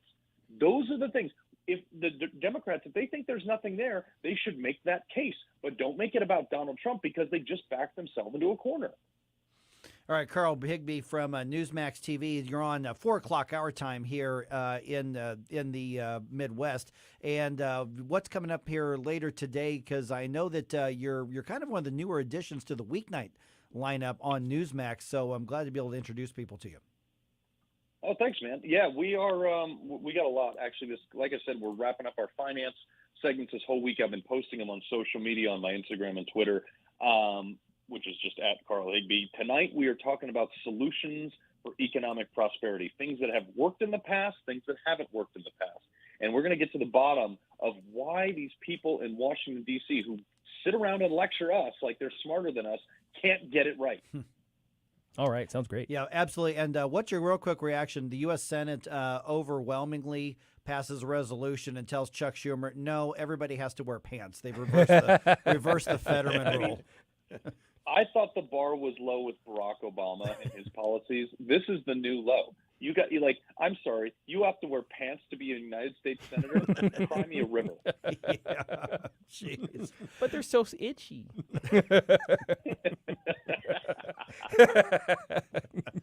right, Carl Higbee from Newsmax Television. Hey, thank you so much. Let's do this again, Carl. Yes, sir. All right. Thanks, Carl. 314-912-1019. Sorry, I couldn't help it. It is. No, that sounds like a great show. And also all of their shows and their segments are archived on Newsmax TV as well. So I think it's just newsmaxtv.com. You can check him out weekdays or check him out on social media as well. Mm-hmm. All right, got the news update here, including the breaking news that U.S. Senator Dianne Feinstein has passed away at the age of 90. Where do we go from here? Because now we have 99 U.S. senators. What's next? Follow us on Rumble at News Talk STL. Mike Ferguson in the morning. Had enough of this. Turn my eyes to your indifference. Stop it right now before you blow us all away. You wanna do that now? Get up, can't you hear the alarm? Get up, this is your curtain call. Get up, what are you waiting for? Get up, get up.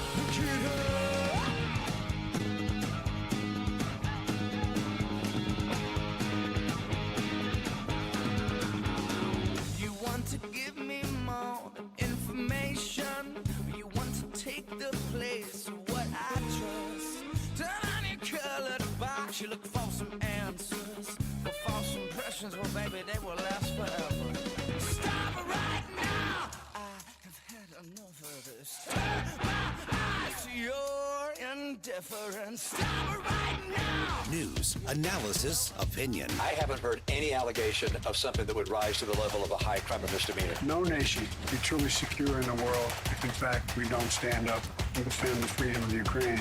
This is News Talk STL. We've told them from day one, we expect a bargain now, not wait till the end. President Biden's son Hunter has been indicted. Impeachment inquiry into President Joe Biden. 1019 and 94.1 News Talk STL and newstalkstl.com. You know, when it comes to your home, one of the best things you can do is make sure that your HVAC system is not just up to date, but just make sure that it's prepared for this really cold winter season that's just around the corner.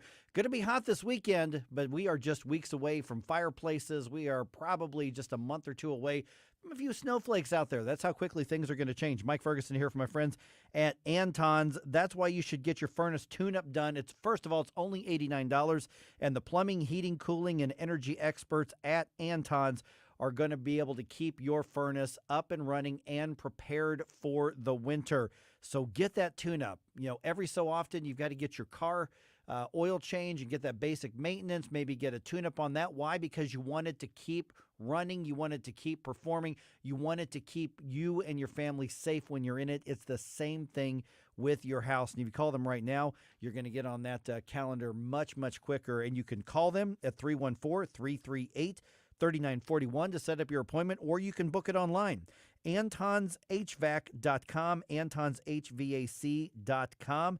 You can also keep your basement dry with a sump pump inspection. They do that too. That's only $49, but definitely get that furnace tune-up done to make sure that you don't risk having that below zero weather and then the furnace conks out because something that could have been prevented was not done. We're talking world-class service. They've got 1,700 reviews, Google and Yelp and the others, and they got a 4.9 on Google, A+ rating with the Better Business Bureau. And while you're at it, you ought to do what I do. My wife and I are part of the Ultimate Saving Club member. We get 2 seasonal 36-point inspections and cleanings, priority scheduling, 15% off repairs, and 1 customer-initiated plumbing inspection as well. Anton's put in the central air system in the top of our home, that 3rd floor, and we are so happy with that system. It is whisper quiet, and we don't have any issues staying warm in the winter and cold in the summer. It was an excellent dollar-for-dollar deal. Their service has been phenomenal on this, and they did a great job for our home. They will do one for yours as well. But whether you're ready for that or not, just get that furnace tuned up. Be ready for when that cold weather comes, because when winter's right around the corner and we're getting into November, December, there's going to be a lot of people booking those furnace tune-ups. So make sure that you get it done now. It can save you hundreds or even thousands of dollars by finding problems that could lead to bigger breakdowns and just fix them now. But then again, they could come out and say, yep, let's change the filters, let's clean the ducts. You are good to go. Everything else looks good, and you've got that peace of mind. 314-338-3941. Anton's is who my wife and I trust our home to, and you should too. Give them a visit online, AntonsHVAC.com. You can book your appointment there, AntonsHVAC.com. News Talk STL. Always streaming on your smart speaker, our mobile app, or newstalkstl.com. Wow, that was my reaction when I walked into Napoli C, now open on the streets of St. Charles, right next door to Napoli 3. And Napoli C is like walking into a 2-level submarine. Fish just outside the portholes. The menu is going to be filled with various seafood, lobster, crab. Good luck with choosing. Napoli C is now open on the streets of St. Charles. Join me at any Cafe Napoli. Clayton, Town & Country, Napoli 3 and St. Charles are right next door, Napoli C. News Talk STL is proud to have Doug Voss of Safe Money Radio as part of our lineup each week. Doug has been a staple on St. Louis radio for many years as one of the leading financial experts in the area. Doug and Safe Money Radio is on 3 times every weekend, but in case you miss anything, you can check it all out at DougVossSafeMoneyRadio.com or call 844-676-SAFE. That's 844-676-7233. Doug Voss is a registered representative. Securities offered through DHL Securities, LLLP. Member FINRA and SIPC. And then the media. 101.9 and 94.1. They lying about what's going on in America. They lying about it. News Talk STL.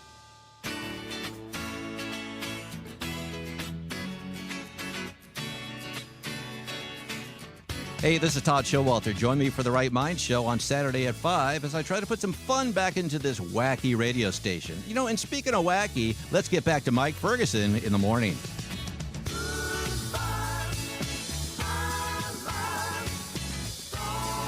All right, breaking news.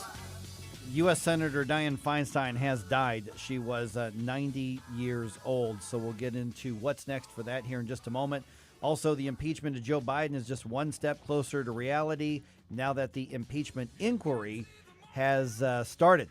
Yeah, a lot going on there. And let's see here. What else? Let's see here. Cardinals wrap up the season this weekend as well. I'm Mike Ferguson. Got Gabe Pfeiffer here. Got Stel Ponticus here. Let's start with that breaking news, guys. Dianne Feinstein has passed.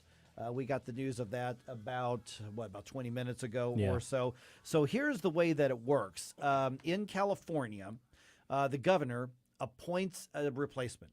Right. Now appoints a temporary replacement until the next election. Right. Now, I don't know the specifics of California law regarding this, because the seat that Dianne Feinstein held up until her death a little bit ago was up for re-election in 2024. So they were already going to elect a new senator in 2024. My understanding is that Gavin Newsom can, and he probably will, call a special election. But in the meantime, he does have the authority to appoint to fill that vacancy until that next election. And then that person who wins that election would then only serve until the November election in 2024, and then they could either run for their seat or step out of the way. Right. So there are a lot of people who have already declared and filed to run for the U.S. Senate in California. Yeah, it was open. Yeah, it's an open primary, as Carl Higbee from Newsmax was just telling us.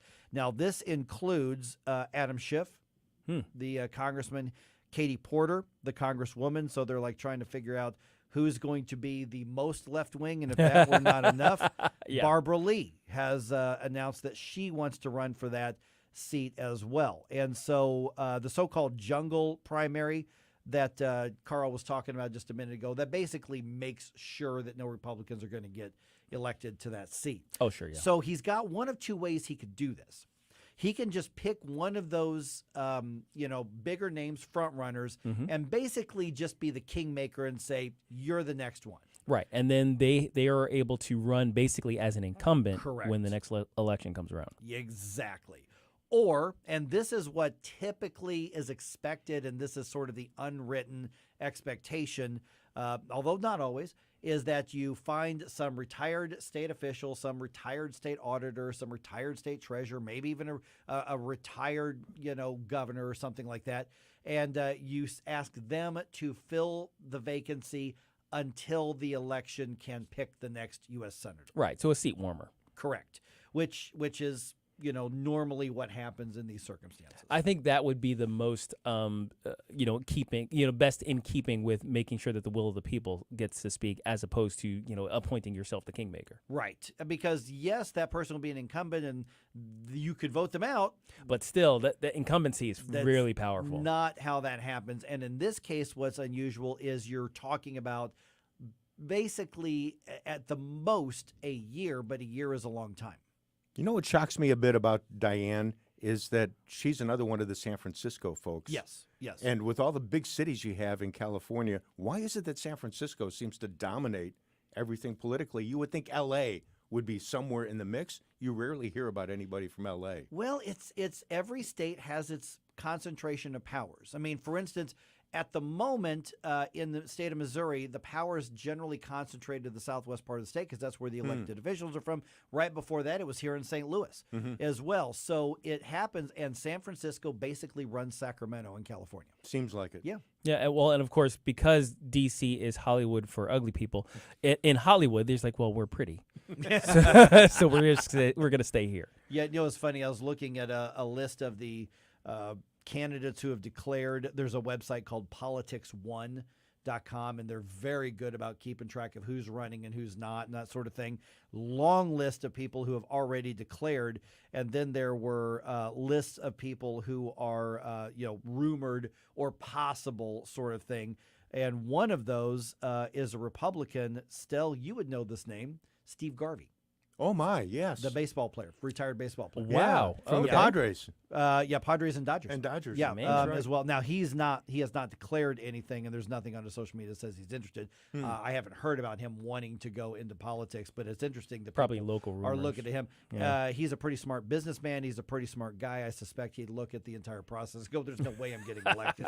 I'm going to go ahead and make my money doing baseball stuff. Look what they did to Larry Elder. Oh, yeah. Yeah, precisely. So, yeah, I mean, you've got a lot of people, but basically the race is going to be between Adam Schiff, Katie Porter, and Barbara Lee, who are going to be those early contenders, unless, another big name comes in there. I mean, honestly, it is actually legal for the governor to appoint himself. Really? He could hold both? It is legal. No. He'd have to leave the governor's office. Oh, okay, yeah. But it is legal for him to appoint himself, and then open up the governorship. Then the lieutenant governor would have to become governor and all that kind of stuff. So it's actually legal for that to happen. I don't think he's going to do that. No, because I think that he thinks he's on a track to be president. I was going to say his eyes on the White House, and he might be on a track to be president. Yeah. All right. Before you go on to another story, by the way, I want to ask this really quick. What is going on in Arizona? Speaking of governors, with Katie Hobbs disappearing. Okay, yesterday? so she's did the temporary step down thing, but nobody really knows why. And that part is actually not unusual. It's the circumstances where they don't know why. Like, for instance, Governor Mike Parson is about to do a trade mission trade trip to, I want to say it's Japan. So because he's going to be out of the state, he temporarily steps down as he's still the governor, but then Mike Kehoe will be the acting governor. So in that state, it's really weird because the state treasurer becomes the acting governor, which is bizarre. Which is another 3 steps down, I think, from her. In I think the normal 200. Well, that's just their state. That's just their state Wow, law. that's weird. Yeah, and then when she comes back, and then she assumes the duties again, but nobody knows why she's doing that. We don't. That's what's weird is we don't know. There are a variety of reasons. You're going to be out of state for an extended period of time. You're going to, and Ronald Reagan had to do this when you go under general anesthesia for any sort of medical procedure. You do that because you're incapacitated, but nobody really knows what's happening with Katie Hobbs. And there's people like, well, wait a minute. I mean, this is a routine thing, but it's not routine. Maybe she got one of those letters in the mail saying that she's got a free week to stay. So she just has to go to like a little conference where they talk about timeshares. Yeah, it's like maybe that's it. And she's Yeah. like, I'm gonna be out of the country. Maybe I need to do this because this timeshare thing might be the way to go. I mean, she's going to get a free trip to Branson. Yeah, exactly. I mean, you just can't go wrong with that. So the definite answer is we don't know. Okay.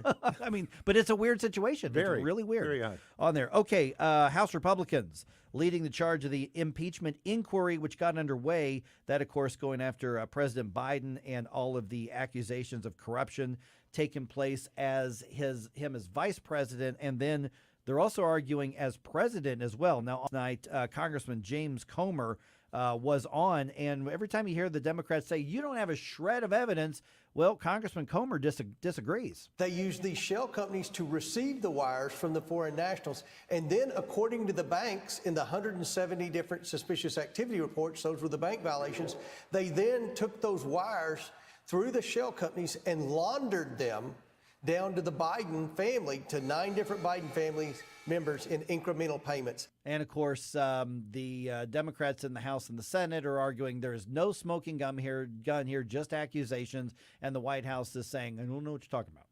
Yeah, well, to be fair, Mike, they don't have a shred of evidence. They have massive piles of evidence. So technically not just shreds. It's true. That's right. True, yeah. I mean, so the hearing, it's absolutely crucial that the Republicans do this right. Yes, and I think they need to keep going. As much interference as they currently been getting in preventing the information from getting out, they need to just keep going and get better messaging while they're at it. But there's more information. I think the piles can get bigger. They just need to keep going. Exactly. All right, couple of quick notes here. Battlehawks could have more teams to compete against next season. Oh. Yeah, the XFL and the USFL announced that they are merging next year. No way. Yeah, they are merging. Okay. XFL has already announced that we are keeping our team here in St. Louis. So here's what we don't know is, will the XFL rules, which are unique to say in the least, whether that's going to be what is going to be used, or the USFL rules, which are more like traditional NFL type of football. And the USFL, which, by the way, nobody showed up to those games. No. Nobody. No. One of the reasons was they picked these hubs around the country, and like this is the hub where these teams played. So you had a team from a particular city, but they actually played in this hub. And we don't know if they're going to try to go to that model, but we do know that no matter what they do, there is going to be professional football in St. Louis in 2024. I can almost guarantee you they're going to keep those XFL rules because they were popular. They were, I mean, and it made the game really interesting and exciting. People were there was a level of excitement to watching these new sorts of plays, these new sorts of strategies develop that I think they're not going to want to give up. And also, the USFL has the backing of Fox. They have a national audience built in. And, of course, the XFL, as the season went along, one of the other differences is that people showed up to the games and they watched the games in person and did very well in the local markets on media, whereas the USFL said, we got to deal with Fox, and we're just going to be on TV, and that's going to take off, and it really didn't. But there's some pretty good ball there. There's a lot of guys there who have been signed at the higher levels, just like with the XFL. So this is going to be fascinating to see what happens. Now, was this a merger, or did XFL acquire USFL? It is a merger because they actually have to go through like the approval process at the regulatory level to merge, because you've got TV rights and radio rights and all that kind of stuff involved. So, I mean, my guess is the effective part of this is that Dwayne Johnson's buying it. Yes, but that's kind of what I was That's thinking, what it is, yeah. but it's being treated as a true merger, of right. two businesses. Okay. All right. The Cardinals lost their final road game of the season, which means they lost the last road series of the season as well. Final score in Milwaukee was 3-0. Final series of the season starts tonight at Busch Stadium. Reds are in town for a 3-game set. First pitch is tonight at 7:15. It is also National Coffee Day, everybody. Oh, yeah. Yeah. Krispy Kreme, Dunkin' Flying J, a whole bunch of others. They have different deals. Buy something, get a free cup, or just get a free cup. There are probably others too, so let me know. Fun fact real quick here. 63% of Americans drink coffee every day. I don't know what's wrong with the other 30%. Natural caffeine.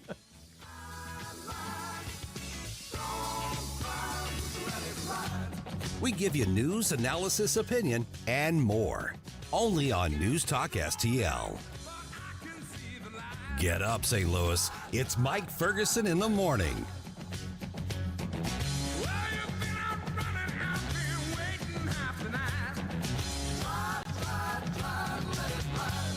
From the Michaels Flooring Outlet Weather Center.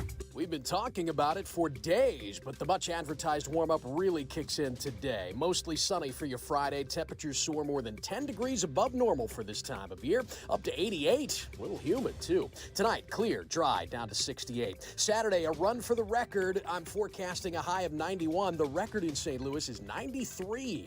Not much change Sunday, up to 88. Autumn air potentially arriving late next week. That's your First Alert forecast. I'm meteorologist Matt Cheney. 101.9 and 94.1 News Talk STL. Live and local. Listen to what those local folks are telling you. News Talk STL.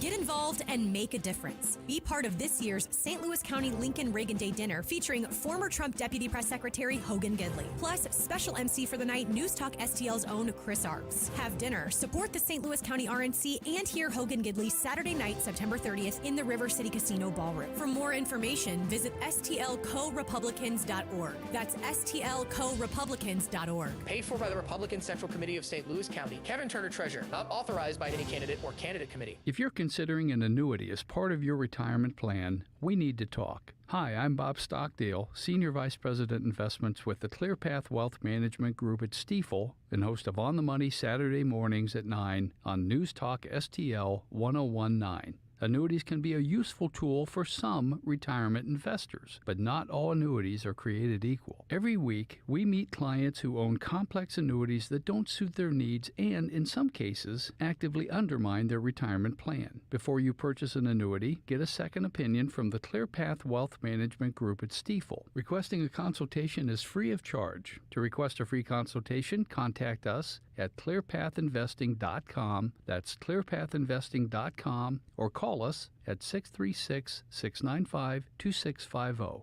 That's clearpathinvesting.com or 636-695-2650. Stifel Nicholas and Company Incorporated, member NYSE and SIPC.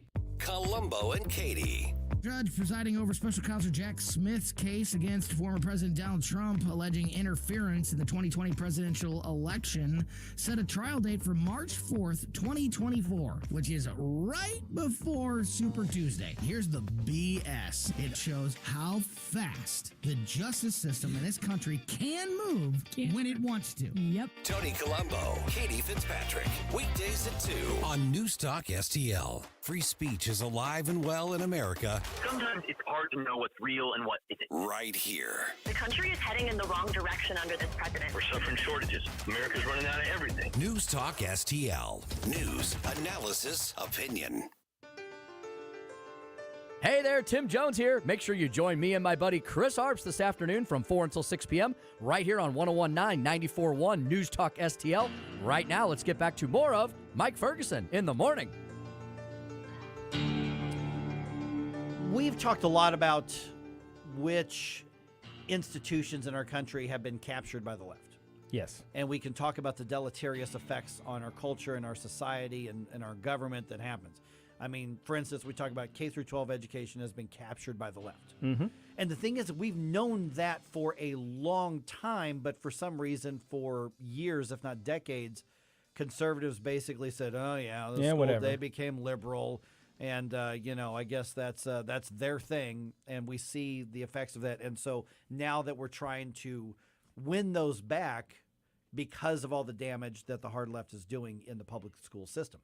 And then we've also talked about the academy, which has been captured by the left for, you could probably say 50, 60 years, really definitely going back to the 60s or before. Absolutely. For sure. Yep.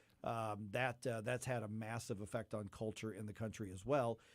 There's a battle over the left capturing the corporate space as well. Mm-hmm. But what about the judiciary? Now, we're not talking about just liberal judges. Yeah. Here and there. It's bigger than that. Yeah. In Michigan, the Michigan Supreme Court issued rules to all the judges in the state. And they issued rules that basically say you must honor, you must accept, you must operate under the assumptions of the gender ideology extremists. So the statewide rule, and this affects every judge in the state now, the rule says that the gender identity of the member of the public is part of their individual identity, regardless of whether others agree or approved, meaning that all judges must now accept whatever pronouns or names or identities somebody in their courtroom claims as well. Now, first of all, this could have an effect on cases. Yes, absolutely. Yeah. The Supreme Court said courts must use the individual's name, the designated salutation, or personal pronouns or other respectful means that is not inconsistent with the individual's designated salutation or personal pronouns, meaning they will tell you which reality you must accept for the purposes of being a judge. As part of I believe it's part of the dissent, if not a comment by one of the dissenting justices in this case, is it hits exactly at what the problem is with this ruling. He said, this is a fluid political debate into which our judicial branch of state government should not wade, let alone dive headfirst and claim to have resolved. Such hubris has no place within the operation of a judicial branch of state government. And he's exactly right. So let's talk about how this is different than, say, if you go into a workplace and somebody says, we're not messing with this gender stuff, or, you know what, we're just going to say whatever you declare your pronouns, we're going to accept that. So if you work in an office building, that is your office building. You can like it, not like it, but there it is in the private sector. How is this different, Gabe, when you're talking about an entire judicial system, and in this case, in a very important state in our nation? Well, the thing is, I'm as libertarian as I am, on certain cases or in certain instances, one of the biggest ones is in the operations of private businesses. It's your money, it's your time, your labor, your effort that goes into creating that business, so you get to govern it essentially as you see fit, minus all of the craziness that we have rules against. So in that regard, just, fine. If you're Starbucks and you want to say everybody gets their preferred pronouns on their name tags or whatever, then that's fine. If you are Hobby Lobby and you say, yeah, we don't do that here, that's fine as well. But what we're talking about is a branch of government. We're talking about the people to whom that we, and especially in the judicial, if there is one branch of government where this thing is the most damaging, I think it would be the judicial branch, because they operate on the truth. The truth is they're supposed to. I mean, that's basically the essential category in which they're supposed to work. They say, well, this is what the law says. This is what you did. The truth is you did something against the law. Therefore, I meet up with the punishment. They have to operate in a realm that recognizes truth. And any area, any manner in which they are forcing themselves to acknowledge untruth as true is a major chip in the armor of the judicial system as a whole. Yeah, I don't like to do hypotheticals, but this would be a common example. But it's hypothetical. Sure. A man decides he wants to dress and live as a woman, and Sam now wants to be Susie, and he wants to wear a dress. And he is at a faith-based organization. He's at a Catholic school. He's at a He's at a Christian ministry outreach, whatever the case is. Sure. And they say, yeah, that doesn't work. You got to go. Well, he sues for wrongful termination, for discriminatory, and this goes into the court system as a civil case. Right. Well, if the judge is required to say, okay, Susie, ma'am, her, whatever the case is, you are assuming that as reality, even though everybody in the room knows that that is not true. And it speaks directly to the merits of the case, right? Right. If the merit of the case is, hey, this person is saying an untrue thing about their identity that we do not recognize, you as the court open your doors and you say, no, we've already recognized that person's version of their identity is a true thing. Well, obviously that's going to go to your ruling. Right. And then that's before you get into situations of divorce and child custody and not just employment issues. And so in this case, what you've got here is you've got an entire branch of government in Michigan has bought in to the gender ideology. They have bought in to a fad, and that is part of the capture because even as society, even as our culture is moving away from this. Yeah, we're struggling to move away, honestly. But the movement is against it. The backlash has started. You know, you had the ebb, now we've got the flow away from it. It has started, but you lock it in with something like this. Yes, absolutely. Because once and they've the left has learned this very intently that capturing aspects of the judiciary is a major win for them in terms of the cultural battle. Because once the rules start kicking in, once the judgments start rolling, once it becomes the norm that this thing must be so, then the culture simply adapts because that's the only way to survive. If your rulership, for lack of a better term, the third of the government is ruling that way, you just have to adapt to that. Right. You know what? Today's National Coffee Day. Is there not enough coffee for this? I'm going to say that there are judicial folks in, Illinois, New York, California, Washington, and Oregon, and maybe a few more states that are looking at Michigan, and they're thinking, "Ooh, I'll bet coffee to donuts that we could have this happen here. Yes. Let's see if we can twist the judicial system into our own little donut, and we'll incorporate what they're doing in Michigan." And then, Mike, like you said, it starts spreading. Exactly. It's like a cancer. Yeah. Yes. It is. Because you look at Wisconsin right next door, Illinois right below it. They'll take that too, yeah. Just south of it in Illinois. And you can imagine other states are just waiting to see the precedent that's been set. I don't know how you could challenge an administrative rule by the state Supreme Court because they're the ones who make the rule and they're constitutionally and legally allowed to make some of these rules. So you could look at all these other deep blue states and they are likely to go, good idea. Let's do that. I'll toss Minnesota in there too. Yeah, maybe. Yeah, they're probably at that point as well. And this isn't just a matter of politeness or what goes onto the forms as to the sex that's checked on the box. There are laws that are gendered. There are laws specifically, especially to protect women. Yes. That's one of the things that Western society did a long time ago, is we said, you know what, we're going to recognize the differences between the genders, and we're going to make sure that there are special protections for women because that's the way society needs to be structured to make it safe for everybody, right? And so you're going to have men claiming female protections, as we see right now, they're claiming special access to female spaces. Whether we're talking about college college sports, not football teams, sports teams, but and locker rooms and all that to scholarships. I bet is another thing. Yeah. All right, 314-912-1019. You can go to the baseball game and stay for the concert this weekend in St. Louis if you want. Tell you all about that. We're going to hear from the star performer just ahead right here on 1019 94.1 News Talk STL.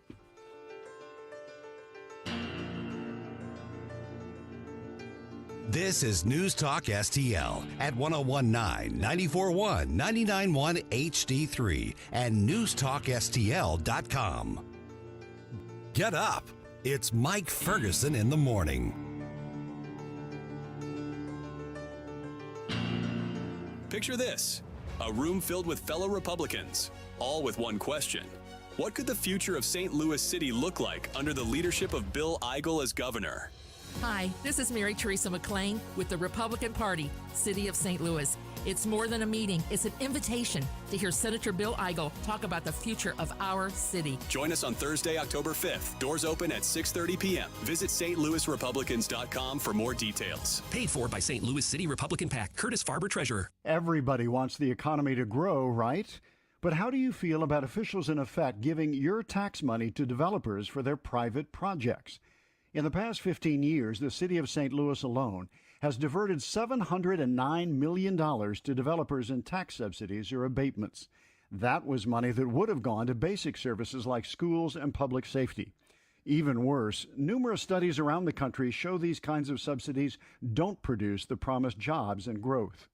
There's nothing wrong with developers wanting to build new shopping centers or company headquarters, but why should they get tax subsidies to do so? If it's a good business idea, great, but let them assume the risks as well as any possible rewards. It's time to reform economic development subsidies in Missouri. Check out our 2023 Missouri Blueprint, moving Missouri forward at showmeinstitute.org. The Show Me Minute has been brought to you by Show Me Institute and Show Me Opportunity. Getting a new floor for your home can be intimidating and a little scary, but that's not the case when you go to Michael's Flooring Outlet. Katie here, and my mom and dad used Michael's, and they had a great experience. They've been a locally owned and operated family business for more than 30 years. You want variety? Michael's has carpet, hardwood, laminate, ceramic tile, luxury vinyl, natural stone, and many other options. Shop in-store at one of their 3 locations in Creve Coeur, Dardine Prairie, or St. Peters. Check out everything that Michael's has to offer at igotfloored.com. Tim Jones and Chris Arps in the afternoon. It's Friday. At 4:05, we'll speak with Rick and Jake from Johnny's Hideout. And at 5:25, Dr. Aaron Hudlin on the potential government shutdown. Tim Jones and Chris Arps. Weekdays at 4 on News Talk STL. Dan Bongino here. Keep it on News Talk STL because my show starts at 11 a.m. Right now, it's back to Mike Ferguson in the morning. It's Friday.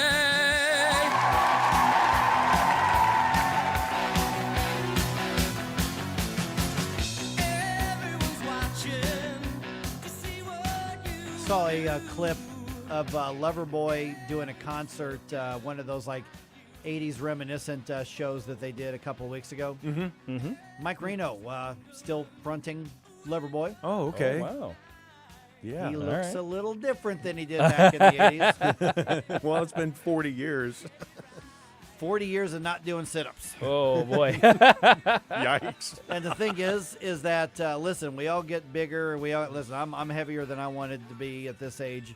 But I'm looking at that and I'm like, listen, don't dress like a rock star if you are 60 pounds overweight. Yeah, if you don't look like a rock star anymore, you can't dress like a rock star. I'm not saying you can't look good. I'm not saying you can't be fashionable, but Sure. I'm like, don't relive the 80s fashion when you didn't keep up with yourself. 80s fashion was very dependent on body shape. Yes. It was. Yes.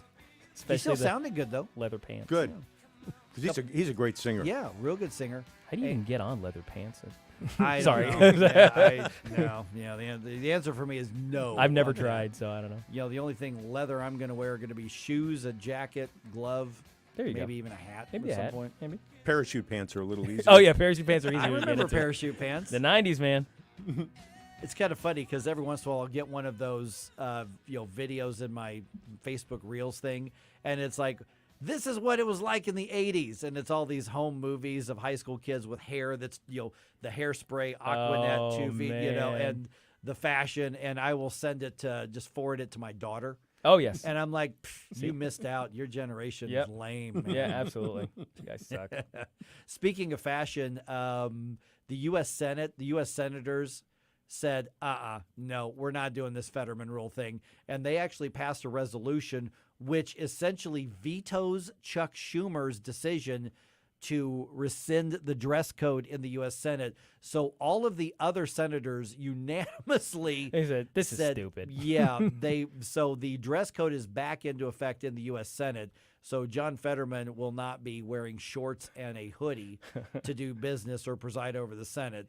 And it was Joe Manchin and Mitt Romney that co-wrote that resolution. So Chuck Schumer can't do anything about it. He had to reimpose the dress code. That's so silly that they had to do that. It's ridiculous. It's like wear pants. Why is it so difficult to wear pants? I mean, I was not happy when I was told I have to wear pants for this job. And I'm like, listen, it's the radio. Come and, on. And I'm sitting behind a console. They can't even see me on camera, and everybody's like, no, wear your pants. Mike. Yeah. I'm like, fine, whatever. Because there are TV anchors who wear shorts, Oh, and they've got a suit, a sport coat on. I've seen that in person. Yeah. My early TV jobs, I was working on the production crew. I have seen the guy in like the Bermuda swim trunks and the jacket and the suit. But I'm not going to name names. But if you listen to the Mizzou Tigers football broadcast, one of those voices is one of those guys that I saw way back in the day, like 30 years ago. He's probably got a Hawaiian pattern going on under the desk. Right. And so he's not an anchor anymore, but I have actually seen that in person. I remember being in the studio going, I didn't think that actually happened. I thought that was just a joke on Saturday Night Live or something. This is real. All right, Saturday's game. This is the last last 3 games for the St. Louis Cardinals' abysmal season. And of course, they're making it all about Adam Wainwright, which is great. Fantastic. You need something to celebrate about, by the way. We know what Adam Wainwright's going to kind of do in retirement. He's going to do a little bit of broadcasting, but he's a budding country music singer and songwriter as well. And so Saturday, I think, is it after the game still? Yes, I think after. It's after the game on Saturday, if you hang around, Adam Wainwright and I think like a band are going to do a concert there at Busch Stadium. And so Channel 2 was asking him about that. They talked to him in the locker room yesterday. And so I grabbed this from Channel 2. And here's what he had to say as far as like the preview of doing a show there at Busch Stadium after the game. I'm going to be nervous for sure. I'm going to have some fun out there. These are original songs that me and my friends have written, and we're excited to play them here in front of everybody. And one specific song is specifically for Cardinal Nation that I wrote. So I'm looking forward to playing that and pouring the heart out a little bit. So 18 years with the St. Louis Cardinals, and it's funny when it first kind of went, like, I hate the term, but viral on social media that he was doing some country music stuff. I would play just a couple of songs for my daughter who does like country music, and I'd say, hey, what do you think? She goes, hey, he's not bad. He's okay. All right, She wasn't like wild. She's like, Sure. She goes, yeah, I'd like to hear more. That's not bad. And I'm like, that's Adam Wainwright. That's really cool. So fans who go Friday night get to sign a big thank you card, and then you've got the concert Saturday and a pregame ceremony Sunday. Yeah, I think I might be at the game on Sunday. I think. Good. That's a 2:15 game. So get out there and send Adam Wainwright off the right way. He's earned it. Thank you, Wayno.